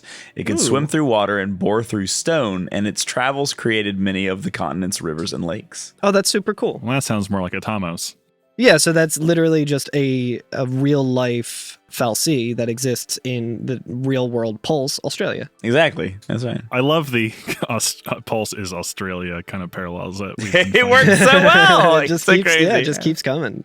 It's very scary down So there. yeah, speaking of which, we were talking about. I see in my search I found a video from ABC Indigenous, and it's just Gurengach versus Miragang, and it's just an older woman. I believe her name is This meme Auntie was Val. made by the Mirror Gang. But yeah, she's just talking about pitting like mythological creatures against one another. I feel like I Who would definitely win? want to watch that later. It's much more interesting than the like superheroes. Like, could Batman? Oh yeah, those things that I thought were Wolverine. cool, like in like 2011, like the death battle, and being like, whoa! And now anytime I see it, I'm like, these fucking guys are still doing it. I mean, good for them. Like, no disrespect. Well, I did want to make a shout out real quick since we were talking about we're talking about Australia and we're talking about things in Australia that are in Final Fantasy games and whatnot. And earlier you were talking about video game tattoos. Final Fantasy VIII speedrunner Cyanide Sugar recently got the most badass tattoo I've ever seen in my life, which is just the final form of Ultimacia up and down her forearm, and it's fucking incredible. It's so awesome. I saw that on Twitter, probably because you were probably replying to it or something. Yeah. It's fucking sick. I went to her stream the other day, and I was like, yo, that tattoo is sick, blah, blah, blah, blah, blah. And I was like, yeah, I only know... She lives in Australia, and I was like, I only know 2 things about Australia. Hooning and the birds try to kill you there. And she was like, no, Curtis, that's not right. Everything tries to kill you in Australia. Okay, if I ever go and visit Strunk, I got to keep my eye on him because he might be trying to kill me. Love that guy. And then she said that we Americans have our toilet water too high. So apparently Too that's a high thing. and probably swirls the other way if I am to believe The Simpsons. That's right. Anyway, Yeah, this is just one of those scale beasts that we fought way back when it was difficult. When I think that was what Saz and Vanille. Yeah. When we first fought him, we were like, oh, yeah, it's After we learned about his son. Yeah. So we make Yeah. short work of it, which will become tedious work of it by having to I redo. still got 0 stars on it though. I think I probably did too, especially like these fights. Getting 5-star on it is going to be more difficult the more It is. higher level you get. Just Yes. because that factors it into your target time. So I 5-starred him the first time, and then after that, I couldn't do it anymore. it's crazy. Yeah. So which way did you guys go after this? I think I took this. Did you just go down you just went down the straight line all turns, right? I did the I same went exact down thing, Alex. In my this first way. run. I fanned it down where I was like, I'm going to do all the 1s, and then I'm going to do the 1s, and then the 2s, and then the 3s, and then the 4s. So I did each one in order. Yeah, I did all. That probably makes more sense. I did the right path first, and then I did all the 1s, and then I kind of just like Zigged figured it out from there. yeah. Mhm. I don't know if it was like strictly optimal or anything, but like I probably took some missteps. Yeah, I got 2 stars on that. Yeah, the target time is 45 seconds in this thing. I came in a little more defensive than I should have, which I think I changed after that. But yeah, the next one that I got was the Rafflesia, which I think is the also the Dying one of the Light. Mhm. Let me see here. And I kind of this is what I was talking about earlier, where it might literally be impossible to do these in order, like sequential order. You might have to follow a very specific path in order to do that, because I kept going, like I did a couple passes and then I saw that there were like certain missions in like the D tier. I think D, it goes like in sequential order of the mission number, so like you're not gonna go to D and then go backwards and go to D2 and then go backwards and go to D3. Well, I was gonna say maybe it would still make sense to do them in that order, so we could just talk about the A's and then the B's and then the C's and then the D's instead of like going back through every time. Because absolutely. Cause the raffles, those are the little like little sucker creatures, right? Yeah, that's B2, right? Little slugs. Yeah, that's B2. Yeah. Which, it's like the nudie brank. You know what? They do something weird that's odd too. Sometimes, every now and again, I would get block would pop up, and I was like, "Who's blocking? What are they blocking?" Because then I would check, and I'd be like, "Well, I'm doing damage with Fang as a commando, and I'm doing damage with fire. What are they blocking? I don't know." And so I have no idea what that's about. Was I blocking something? Who knows? No, I think at one point I did understand this fight, but again, there's a lot of... Oh, that's actually the name of an actual plant, it looks like. The Death Flower. Ooh. So the thing the Vileplume is based off of, I think, is... the big stink... Yeah, the big stink flower. Love that thing. But yeah, they're not hard, honestly. I didn't heal at all. I just left my party, Commando Rav, and it just took care of the fight. No big deal. I somehow got a preempt on my first try of it. Nice. So I think that made it pretty easy. I want to see if I got 5 stars, but let me see what the block thing is about, because I think it might just be there's a chance for it to just get no damage. Oh yeah, I got 5 stars. Sick. Sick. Yeah, they drain HP from a party member using nutrient absorb, etymology. So they're vulnerable to fire, but I think there might be some other things that they might be immune to. So it might be that it was blocking just because you didn't Libra them. So if you were doing like auto attack or something, it was just blocking that. Could be, yeah. But they're not that bad. They're pretty easy. On the other side of it, if we go the other direction toward Titan Trial B1, we have to fight the Amam, which is just like one of those large dog creatures, like the big spiky wolves. I think that was the one that we fought near Taijin's tower, right? Yeah, so we're getting a little bit of, reused assets. Oh, boy. But yeah, so this, I think we mentioned it slightly, but we kind of keep getting teleported into, after completing the missions, into the next level zone. So like the B zone has like a fork that almost looks like the B zone. The bees. It sort of looks like Titus's like emblem or whatever on his pants or whatever, and it forks to the right and to the left. To the left, it'll take you to B1. To the right, it'll take you to B2, and so on. So when we get to the next one, there'll be 3 paths, or not 3 paths, 2 paths, but it'll be a different area than the one all the way to the right side, where there'll also only be like 2 paths. Right. Keeps kind of fanning out. The next one, the first one in C, has us taking on the Verdele, which are those like little goblin creatures, the little tiny guys that also can summon. Do you remember that? Like they like summon a really tough enemy, like a behemoth king or some shit. What's funny about these ones is Vandalay we're fighting finally. What's fun about these ones is that at this point in the game, if you just roll in with like 2 commandos and a paradigm, you can just kill all of them before they summon. And so, what do any of them summon? I don't know. I never saw it. Oh, I know what one of them summons. Because for the most part, I was trying to, like, by the end of this, the early fights were so, like, forgettable and so, like, okay, well, it's just kind of a time sink. I'm going to win them. It doesn't really matter. And I was like, oh, let me go with these guys because I was able to kill them a lot faster than the other guys if I didn't get the preemptive. So I was like, that's the path I'll take to get to some of the middle sections. And then I got to that one, and I think the target time doesn't account for them summoning. So that can make it really difficult to get 5 stars if they summon something in. I think one of the things that they summoned was like one of the like the bat kind of creatures that I had to fight, and I was like, okay, that's not too bad. Then one time it just summoned a fucking juggernaut. So I just had to fight a goddamn juggernaut. That's amazing. This guy can't leave us alone. Let's see. You know what's funny is not the next one, but the one after that, C3, is also Vertile and Adroa. So I might be mixing up like which specific Titan Trial one has which specific summons, but I'm pretty sure one time one of them also summoned a Tonberry. What are these things called? Oh shit! Verdelet? Verdelet. Well, D1 is a Tonberry mission.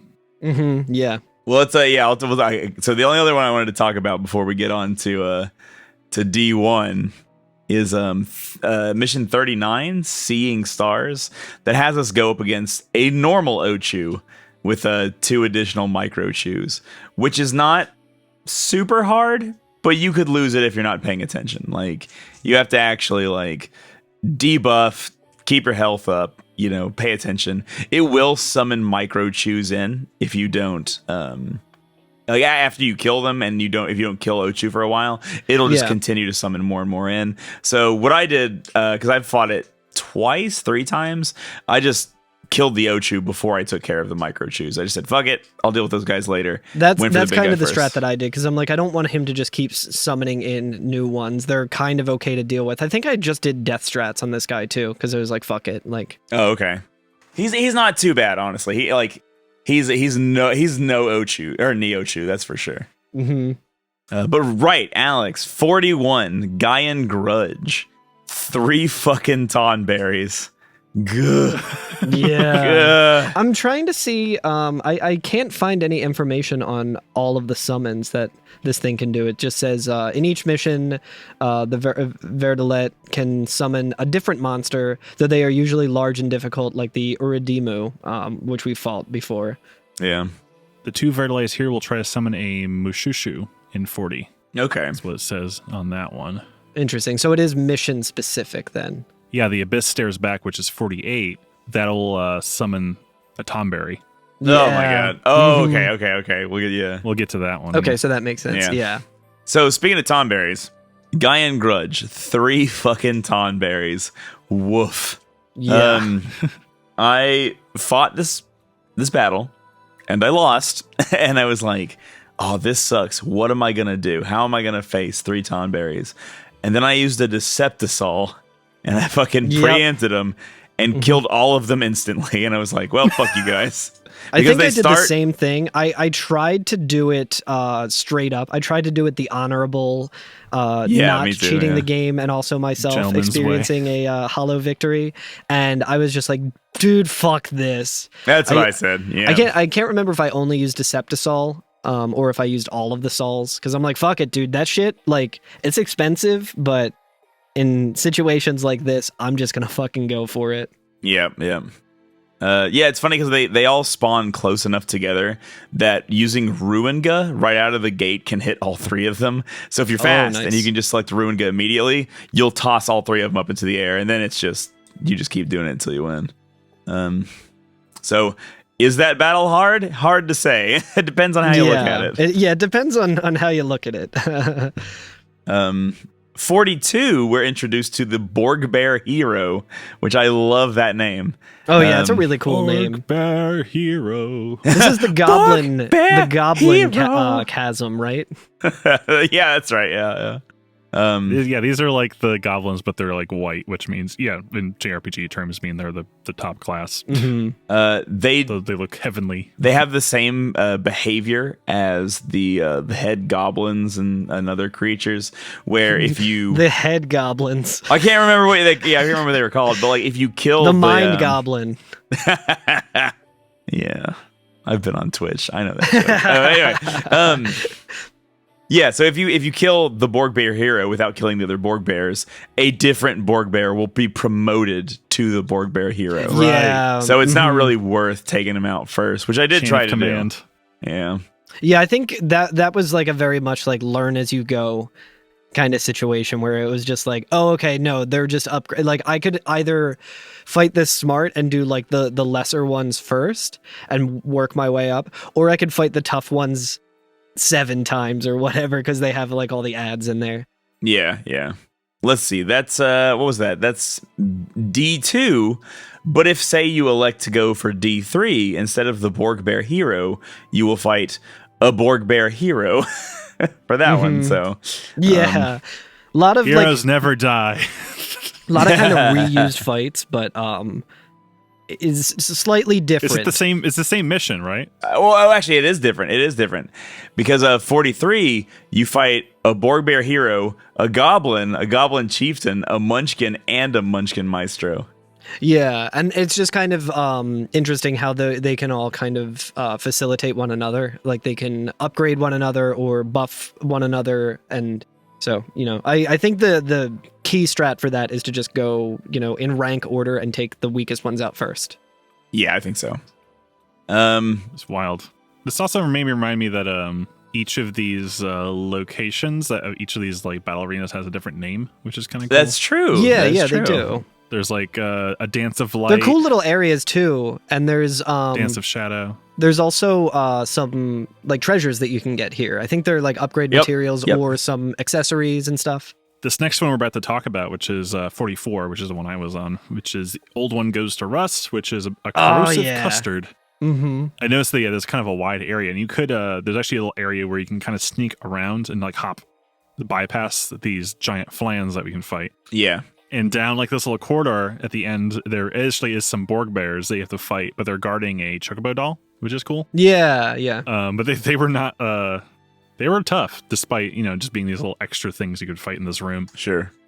Yeah, but I love this fight because they are just 3 giant flans. I think basically one of each like variety, except for the Flanitor because they live on Eden, I guess. Oh yeah, I guess it's true. Live on Yeah. Cocoon. The Flanders are it's Forbidden Machina, their helmet, so Yeah, we can't have it down here. I didn't have too much of a problem with that fight either. No, it's pretty interesting because each of these has like different weaknesses and kind of things going on. So just having 3 of them, like different elements. If you remember any fight with any of these, like like I almost called them chowder. I don't know what I called them chowder. I think I'm just getting hungry. Any of these flan enemies, where like Custard. 2 small ones will combine into like a larger one and stuff. This is just all 3 of them are the largest kind. Huge. So it's right. The pepper is fire type, is like basically a fire type one, right? And yeah. There's like the regular one, which is a thunder one, and then the corrosive one, which we saw in the Tajin's Tower, I think. Yeah. we saw them in the there was in one in the tunnels. mine, Right, if right, I right. remember. Yeah. that has Quake. I guess there's a lot of like earth and like Yeah, so Quake can really Yeah. fuck you up. Yeah, as yeah, well. that is the one thing, yeah.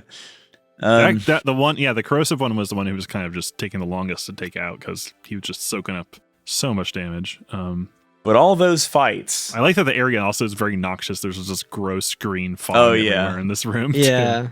But all those fights will take you to the final Titan trial, right? Titan's Challenge. Yeah, of each path. So the next 6 that we go through are kind of like the bosses of these. They're very cinematic. We get like to like a precipice where we see Titan off in the distance. Again, I feel like it's like the same place that we just were when we activated the A1 seed stone. Like we finally made it back there, and Titan just like reaches into his pocket and just like it really puts out does his look hand like it, yeah. and like just drops a little enemy like right down. And when I say little to him, usually pretty big to us. Yeah, this is Titan's throne is this area, which is cool, which is right up, I guess, I do like more or that. less within arm's reach of him. Yeah. But for E1, he places down another fucking Neo Chew. And at this point, I was like, you know what? I've done so many missions. I'm so leveled up. Let me fucking open up a can of whoop ass on this motherfucker. I'm going to fuck him up. So I run into the fight. He does 1 physical attack to Fang and kills her instantly. And I was like, you know what? I'll go back to the death strats. If he can do that, I can do that, motherfucker. Yeah. Yeah, exactly. But this is the one where I tried to do the instant chain thing where I was like, all right, I'm gonna get instant chain. I'm not gonna do the death strat. Here we go. And I was playing as Saz, so I did his 17 hit cold blood, got it to work, sent him up in the air, started doing the launches and everything, and I took out like a 1/4 of his health by the time he came back down. And then he did 1 physical attack and killed Saz. So I was like, well, I guess Back we'll be to the going with death the death strat, yeah. And it took me like an hour this time. The first one was so easy. It was the first time I did it. I was like, hit peril, like third death spell, boom, it worked easy. Probably a whole hour, maybe even a little bit more before I got death to actually stick this time. For me, it took 2 minutes and 18 seconds on this one. No Pikachu's this time. Yeah, so this is the easier one. This is like the introductory one, especially when you're looking in the numeric order of things. This is the one that introduces you to the Neochu, and then you're like, oh, that would suck if he had any kind of other enemies. And then it's like, he gets more enemies later, but we already killed him, so fuck him. So the next one, and again, these are not like next as in like you fight Dude, one he can and the also, next. he's got a move too, I don't think we talked about, where he'll just do every status ailment to you. It's pollen, I think. Oh, he's pollen. Including fucking slow, which I fucking hate. It's the worst. It's being the worst. slowed in this game it feels so bad. It really does. It really does. But yeah, like I was saying, you don't do these in order. Like we've said it multiple times. We don't do them in order. So after we beat E1, after you beat the Neochu, you go back to A1 and you have to pick another path. So yeah, exactly. You got to plan it out and like look at your map and like if you're not just following a guide specifically, you're like, okay, well if I go this path because I need to end up in D3 so that I can get to E5, right? Which path do I want to take and which of the options that I have do I want to deal with? Like, do I want to deal with all of those plant guys or do I want to deal with the guy who can summon a juggernaut and fuck my shit up? So I really like this mechanic. I think that's cool. I was very much looking forward to running around and trying to find Seath Stones, and the more I kind of thought about that, the more I was like, I don't know, man. Like after doing this for like 20 hours or so, like the appeal of running around on Pulse has kind of worn a little thin on me. So I was like very happy to see like a more streamlined, interesting way of doing these missions. I thought it was really cool. Gauntlet.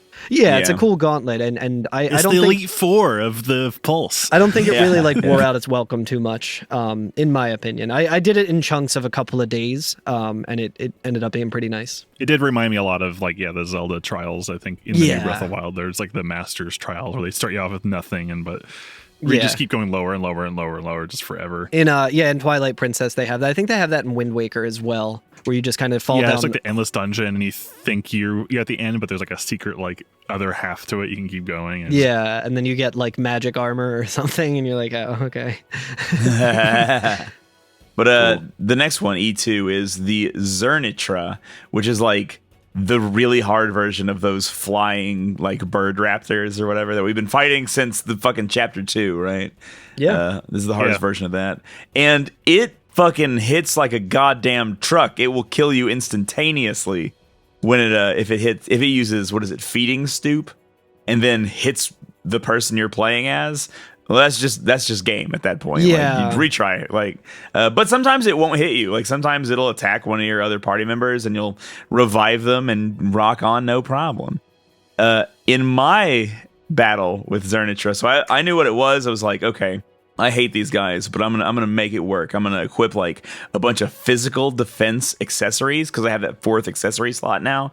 I'm gonna make Tortoise or whatever, like the 3 sentinels to just get all that defensive boost. I'm gonna like stack my deck up so that I can actually do this fight.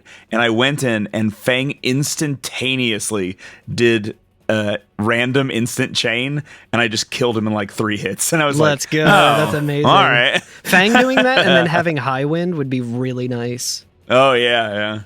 But I fucked him right up. I was just like, fuck you. And like the thing is, like the instant chain, you don't actually stagger them when you use instant chain. You just fill the bar all the way. It's the next attack that does it. So I didn't even notice that I had done it. I was just like, okay, now what? Let me see here. And then I see that he's staggered, and I'm like, what? Oh my god.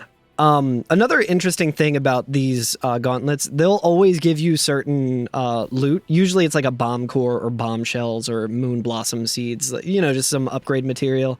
But some of them give you some really good accessories and things. So it's true. I think the Ochu, let me see here. Hunter's Friend. Hunter's Friend, which I was like, what is that? And I looked at it. It's an accessory that you put on. It if you kill something, it just like counts as Libra. Yeah, it just counts as it being Libra'd. You have all the data in your pretty data line. sick, but as a late game reward, when we've probably true. seen That's most of true. the bestiary, that's not great. But I'm looking even deeper into it, and every single accessory is going to have like multi-uses, specifically with disassembling them. So for this, if you disassemble it, it'll become a Deceptisol. And really? if you master it, if you get like the star ranking on it, it'll be 3 Deceptisols and a Librascope, which is pretty good. Wow, that So is just pretty like good. interesting things like that. Yeah, Hunter's Friend. We were just talking about Zernitra, right?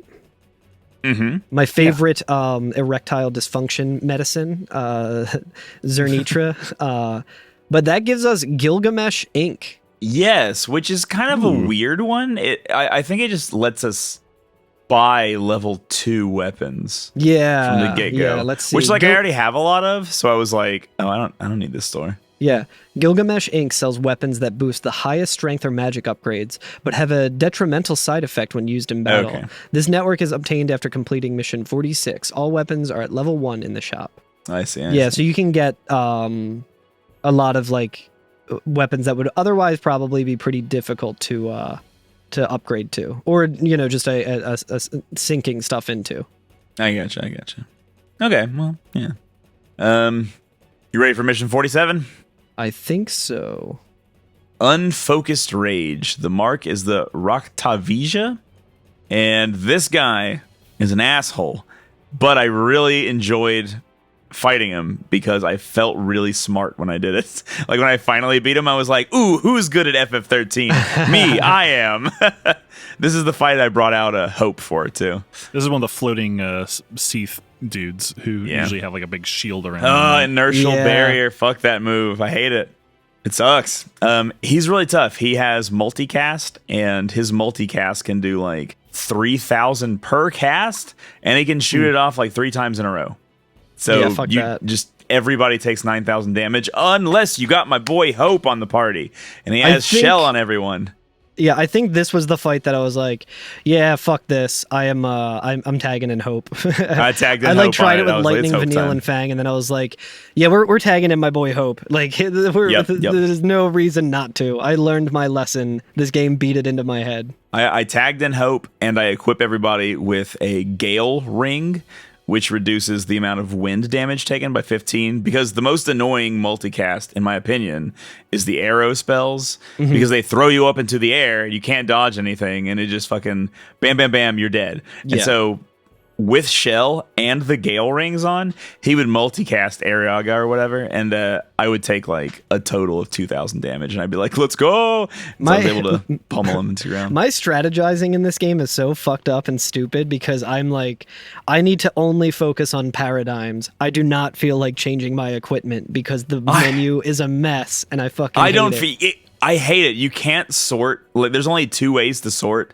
and it's fucking impossible to find items that you want. You can do terrible. optimize, but it's not really tweaked all that well. Like I think I did optimize on like offense for Vanille at one point, and it was just like, oh, okay, you want more offense with Vanille. Perfect. Got just the thing for you. She can have critical bravery or like critical bravery or auto bravery. I'm like, she's not even gonna fucking use that. Like, yeah, it's not great. So, but yeah, I'm always just like, if I'm really struggling with something, then I kind of dip in, and then I get into like the thing of being like, okay, well, I want to upgrade this. Is it worth upgrading? Then I'm like diving through like wiki pages trying to figure out the best upgrade path and stuff. And then I'm just like, this isn't fun for me. I am just gonna go and try and beat it. Like, every time I stream this, I'm like, I need to just sell a bunch of this shit or disassemble it and just see what I get, because there's so many fucking pointless accessories that I just have to sift through when I'm trying to like move the growth egg from like Vanille to Hope or something for one fight.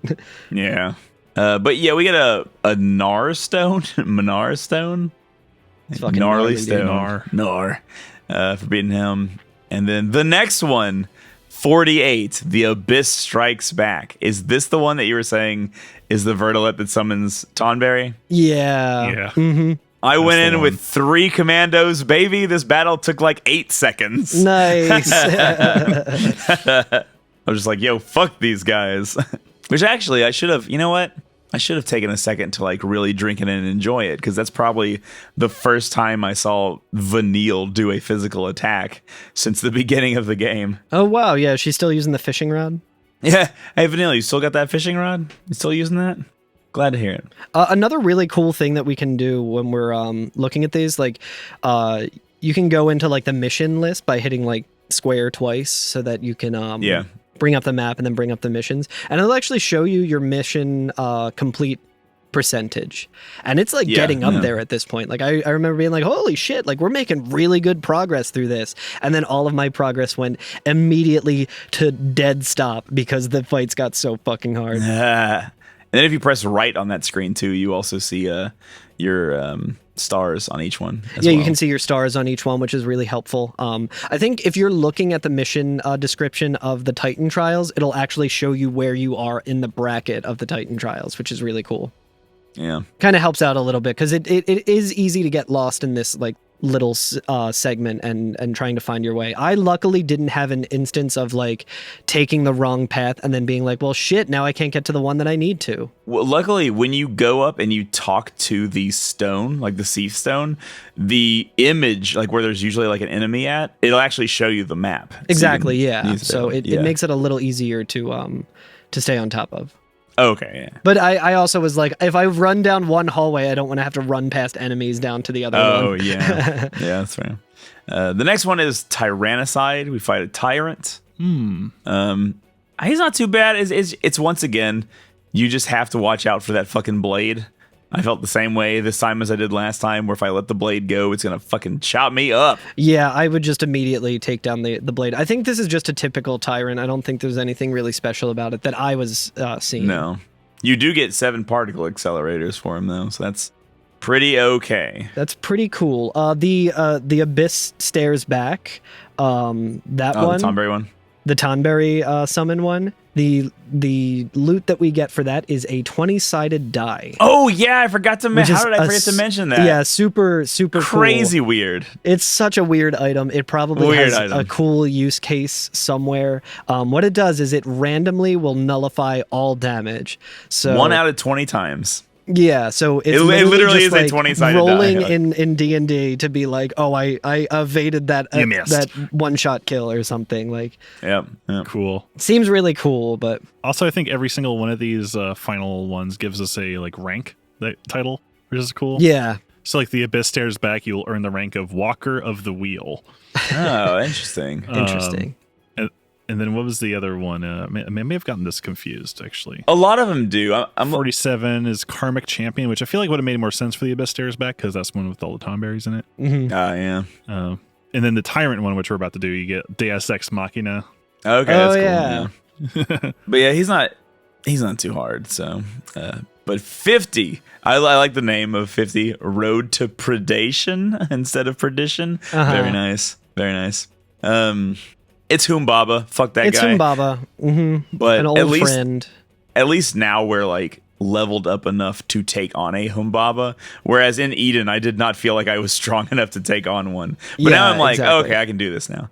Yeah, but there was a nice little feeling of accomplishment with that, where you're like, oh, Humbaba, thank God it's not something much worse, even though this was the worst case scenario a couple weeks ago. The issue with Humbaba, to me, is that he has like HP checks, where when he gets to a certain HP, he'll use a move that just does like 10,000 HP, just like instantly, and you're like, oh my god! Yeah, but if you can sucks. survive it, he doesn't use it again. He just like uses it the one time. I think we did mention already that at this point, with the Crystarium expanded and the amount of HP that we can get, we could be over quad 9 health. We can be 10,000 plus territory.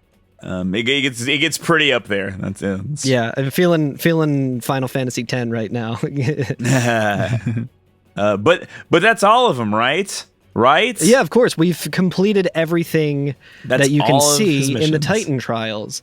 Thank God. Yeah, so usually after you defeat one of the or complete one of these paths, you get like a quick little cutscene. This fucking cutscene. when go ahead. You say what so happens. you just get like a quick little shot of like Titan just like Yeah, good job. Like, not only say anything, but he brings his hand over you and just like teleports you with electricity. I thought he fucking obliterated us. I thought he was like, "Nah, fuck these guys," you're and still just weak as shit. atomized us. Yeah, I just thought he fucking. Skoosh. The first time I was like, "Oh my god, he killed us all." He just put his hands over us and just atomized us. Not good enough. Yeah. Oh my god. But yeah, he warps you back. His to hand's the, huge too. It's fucking. Oh, it's so big. But yeah, he teleports us back to the initial area. You get a little pop up that says a new trial now awaits you. Yeah. And then you get basically that tells you what you just did. It shows you the web and like basically a list of every single mission and tells you which ones you've completed already. Yeah, and Yeah, it's cool. yeah. Like Curtis was saying, when you can like look in the menu and hit right a couple of times, it'll show you like a breakdown of all the missions that you had and the stars and everything. It'll also just show you every single Titan mission, and A1 equals this, and in sequential order of how it runs down in the missions thing. And you'll notice that we just finished number 50. Mhm. Under 50, there's just a shit ton of question marks, which were there. If you went through the path and looked at that, you would see like, okay, so I didn't do B2, so that one is all question marks. You're like, so there's one more left. So to get to that one, Alex mentioned earlier, weird, there's another Seath Stone in here, but I can't activate it. Whatever. Right. You have so to when go we go through the path again, we take one of the paths again. I think it just does to do all the D. Every D1, I think, has if a D room leads to the secret E6, I guess E7 is kind of like what I'm not sure if it actually is named that, but it might. For all it's not labeled anywhere in that graph or that like map. In the mapping, that's basically what It would leads to, be is a secret E7, seventh. yeah, or I guess D5 technically, but that doesn't make sense because this is one of the hardest fights in the entire video game. Buddy, this guy. Now, this Curtis, you fucking guy? didn't know about this. We do get a cutscene though, right? Yes. I don't have it up though. Titan says, "L'Cie dwell outside the natural order. Should their strength fail them, they become the mindless foes of life itself." And then he brings out an already standing dude of a behemoth, right? A behemoth king, yeah. Yeah. And Sa says, "Oh, great, another one. Nothing like witnessing survival of the fittest firsthand." And as a wide angle, we see the behemoth, and we see like just a glimpse of like kind of like the Tomb Raider reveal. We see a little bit of a Seath come through, and it's this fucking guy I think we saw in the cradle, right? Kind of the similar. It build. looks kind of like Very similar to the fucking W lad. Vladislaus. with, Yeah. with the big Masamune. Yeah. Yep. Yeah. And much like Masamune, like in fucking 7, he just comes up behind the behemoth and just skewers it. Yeah, it's Yeah. really fucking metal. And depending on who's in the lead in your party will say something, I think, right? Yeah. Yeah. There are. Like Lightning says, a mindless foe of life itself. Snow says, "I'm going to go on a limb here and said he's not here to help." I love that. Whedonism. Let's see. Saz says, "You're not even alive to worry about surviving anyway." Hope says, so that's what's waiting for Weakless C. Vanille says, "I think I'd like to stay inside the natural order." And Fang says, "Once you're a Seath, killing's the only thing that comes naturally." And this is Atticus, the Soulless. That's right. We're fighting Atticus Ross, contributor to Trent Reznor's albums. I was half thinking of Atticus Finch from To Kill a the Mockingbird. lawyer. Yeah, and To Kill a Mockingbird. Yeah, fuck this guy. So this is the not the first. There have been a couple times in every FNFF from the first day, from when we started in FF7. There have been a couple of times when I've had to tell Carl and Alex, "Guys, I'm sorry, I didn't do all of the homework. I did most of the homework." And I got to Atticus and I fought him like 2 or 3 times and said, "Fuck it, I'm only going to do most of the homework, not all of the homework, because this guy can go kick rocks somewhere." Now, how when you say you fought him 2 or 3 times, how long roughly would you say that ended up being? Okay, so here's the thing. Not actually that long, because I could not survive. Okay. But then later, when I looked up how much HP he has, I realized how long that could have gone on for. Yes, he's got 9.1 million health, I think, if I remember Yep, correctly.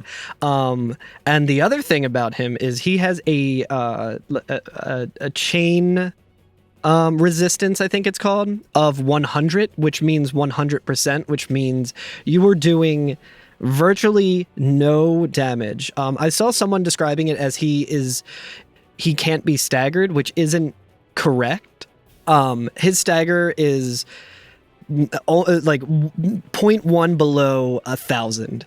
So you have to get him to max stagger bar just to like actually stagger him. So it doesn't actually really benefit you to stagger him, unless maybe if you have Fang and can do high wind at the end of his stagger, because he just like you'll still get the bonus as you raise his stagger bar to deal more damage, but like actually staggering him doesn't really do much. I think maybe you can launch him, but like at that point it just doesn't matter. This motherfucker has 3 different phases. Did you know that? Oh, Curtis? really? I didn't even get to these other phases. So he's got a sword. Like the flavor text on the Seath Stone is that the soul defines existence. Its expression is found in feeling, choice, and action.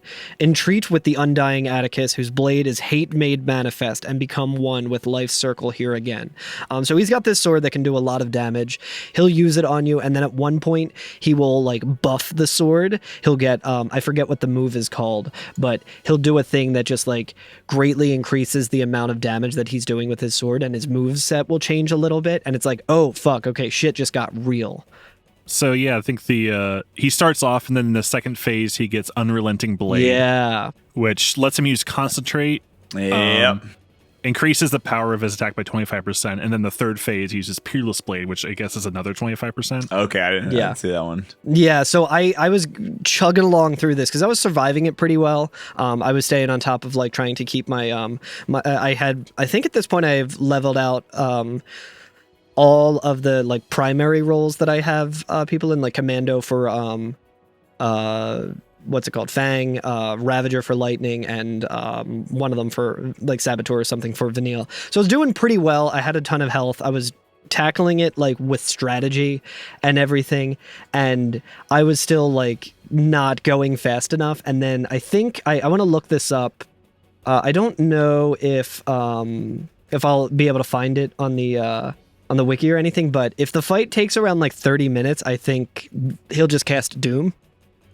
And then it's like 20 minutes. And I was just like, oh, okay. So I just fought him really, really hard for a really, really long time and made very, very small progress. And now it is literally impossible for me to do the DPS before the Doom counter stops. So I just lose. Yep.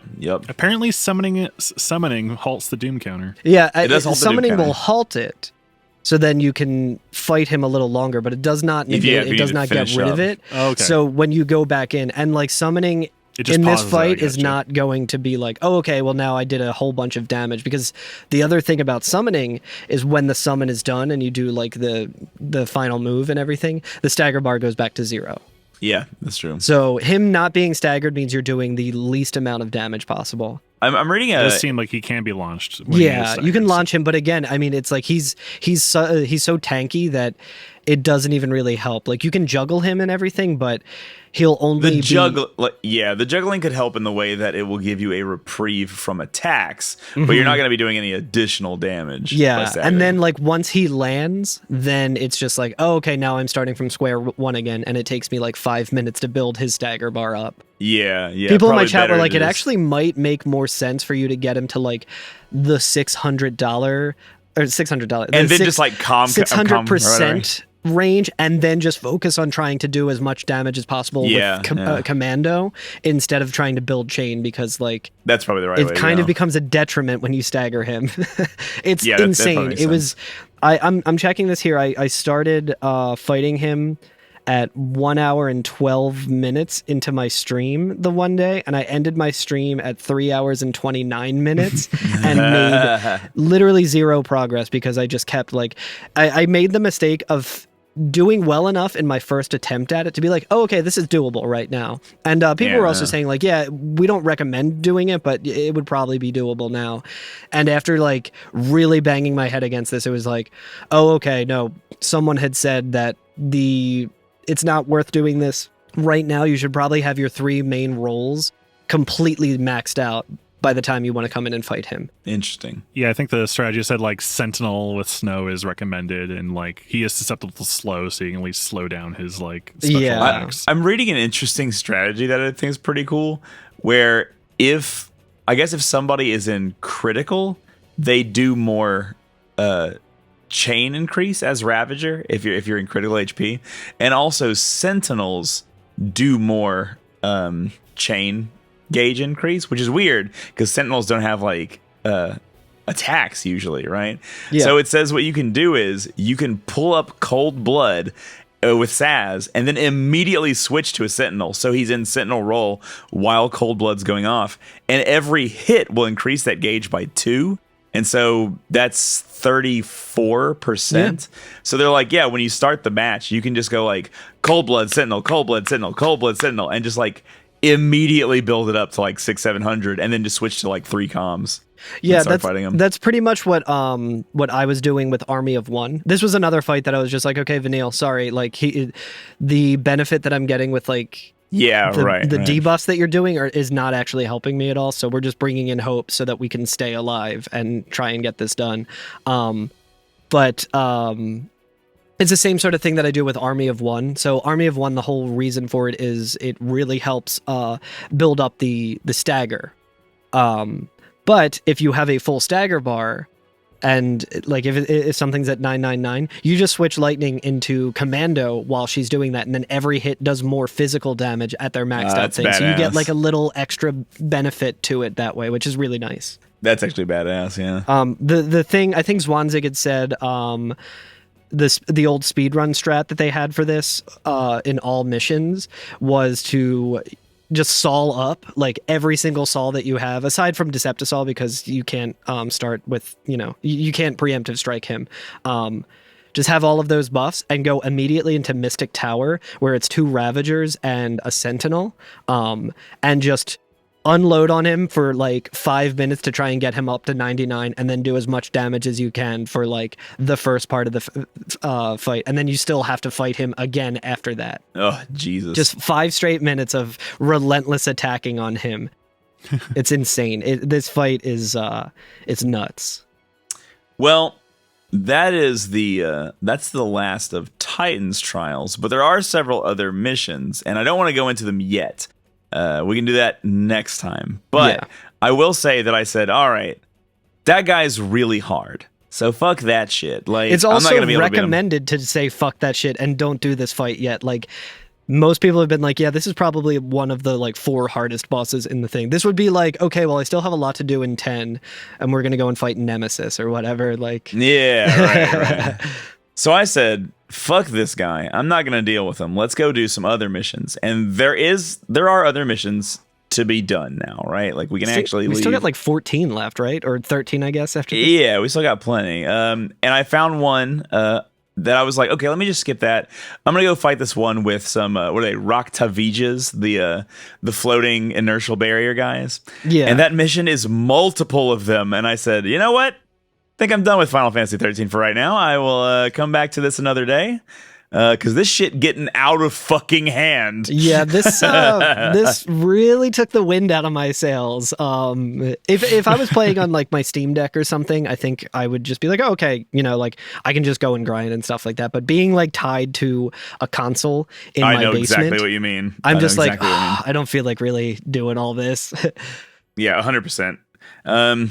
So I think that's where I'm ready to leave it for the day. I got nothing else to fucking talk about. I got nothing else to say. Shit. I hit a hard wall for 2 hours on fucking this Atticus asshole, and that's...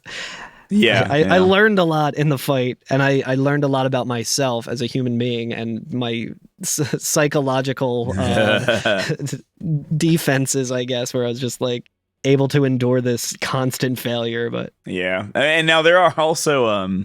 there are more missions that have like the one I was just talking about. There are more missions that have the bosses from Titan's trials, but just with more shit. Like, technically, the Neochu that we fought to get the growth egg is one of those fights where it's like, oh, it's just Neochu. Oh my god, but it has Pikachu's with it. And there's like the Zernitra, where it's like, oh, it's that, but it also has 4 of the other difficult bird things with it. Oh my god. yeah. So they're all just asshole ones. which we can talk about next time. Yeah, we'll talk about that next time. Yeah. Indeed. Hopefully with some help. Hopefully with some help. We may have to pull out a Titan of our own for this Fight a final Titan episode. with Titan. Oh, and did I just say that, by the way, for our final episode of the season Ever. of the season ever? Atticus has killed the podcast. We're done. We're done playing every Final Fantasy. Yeah, that's how I fucking feel. So next time we will talk about the final missions of the game. We will talk about slaying turtles at length, I'm sure, because that is a whole thing. Just stomping turds. Just stomping turrets, because perchance. there is in fact a mission to fight an adamantories or an adamantortoise in this game, but there's no mission for the Longui or the Xiaogui. Like, those are extra bosses that are so fucking difficult. There's not even missions for them. That's So, like, weirdly kind of the developers, unexpectedly kind of them to be like, yeah, we're not going to make you do this shit. You can do it, but Well, we're not going to make you. But if you want the ultimate weapons, you will have to fight them. Yeah, exactly. pretty much. There are ways around that. But yeah. There's also an enemy, I think we'll talk about that. A cut adamantoise that was not made into the game. Oh, That was pretty yeah, interesting. I'm excited to hear about that. And as usual, we will talk about the episode. Wait, the episode? Fuck, what am I saying? We will talk about the game that we're playing next season. Ooh. FF I hope it's 8. 9 or 8. That's yeah. Yeah. FF Mystic Quest. I guarantee that we'll be playing one of the Final Fantasy games. You know what? Some have said that it could be one of the Final Fantasy games. Kingdom Hearts counts as a Final Fantasy game, by the way. We legislated Despite what this. Mutsky might tell you. I was gonna say we legislated this on an episode of VG Draft. Kingdom Hearts is not a Final Fantasy. I fully did not sign off on that. Yeah. Oh wait, announcement. Mario Yeah, sorry. 3-on-3. Mario Hoops. Oh, hell yeah. Mario, yeah, that's Super right, yeah. Strikers. The one with the cactuar in it. Do you have Yeah. anything that you would like to announce? Not really. I have one thing to announce, and I probably won't get to on the way up, depending on when the next season comes out.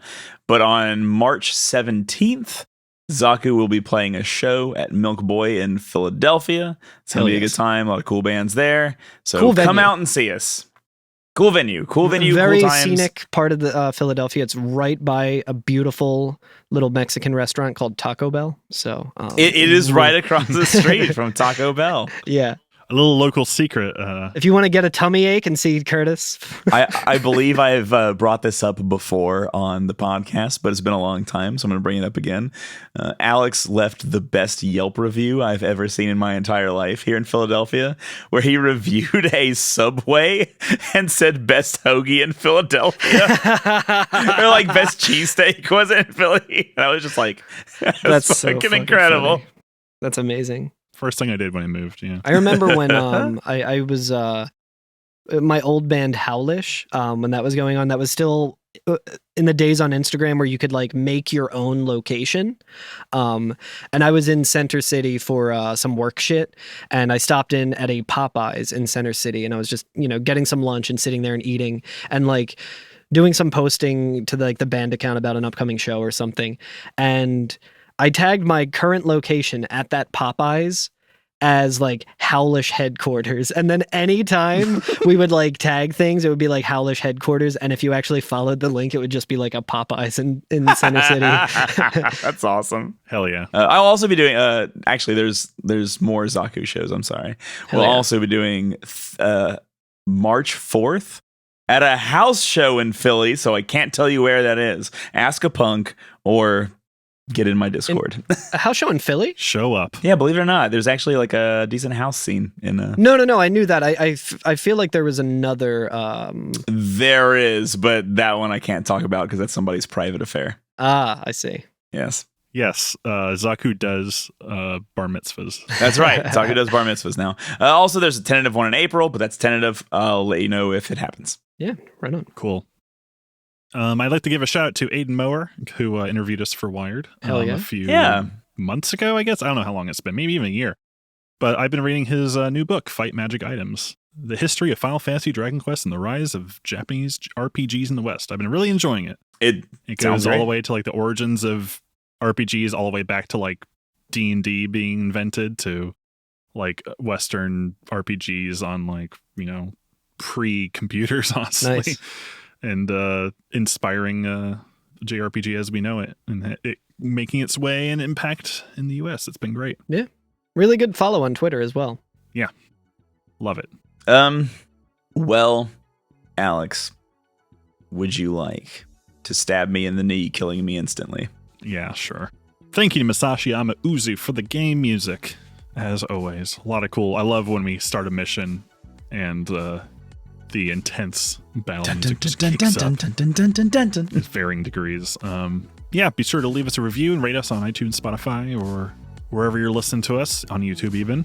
You can call us or text us at 530-MATERIA. Thank you to everyone who's been calling and leaving very kind messages.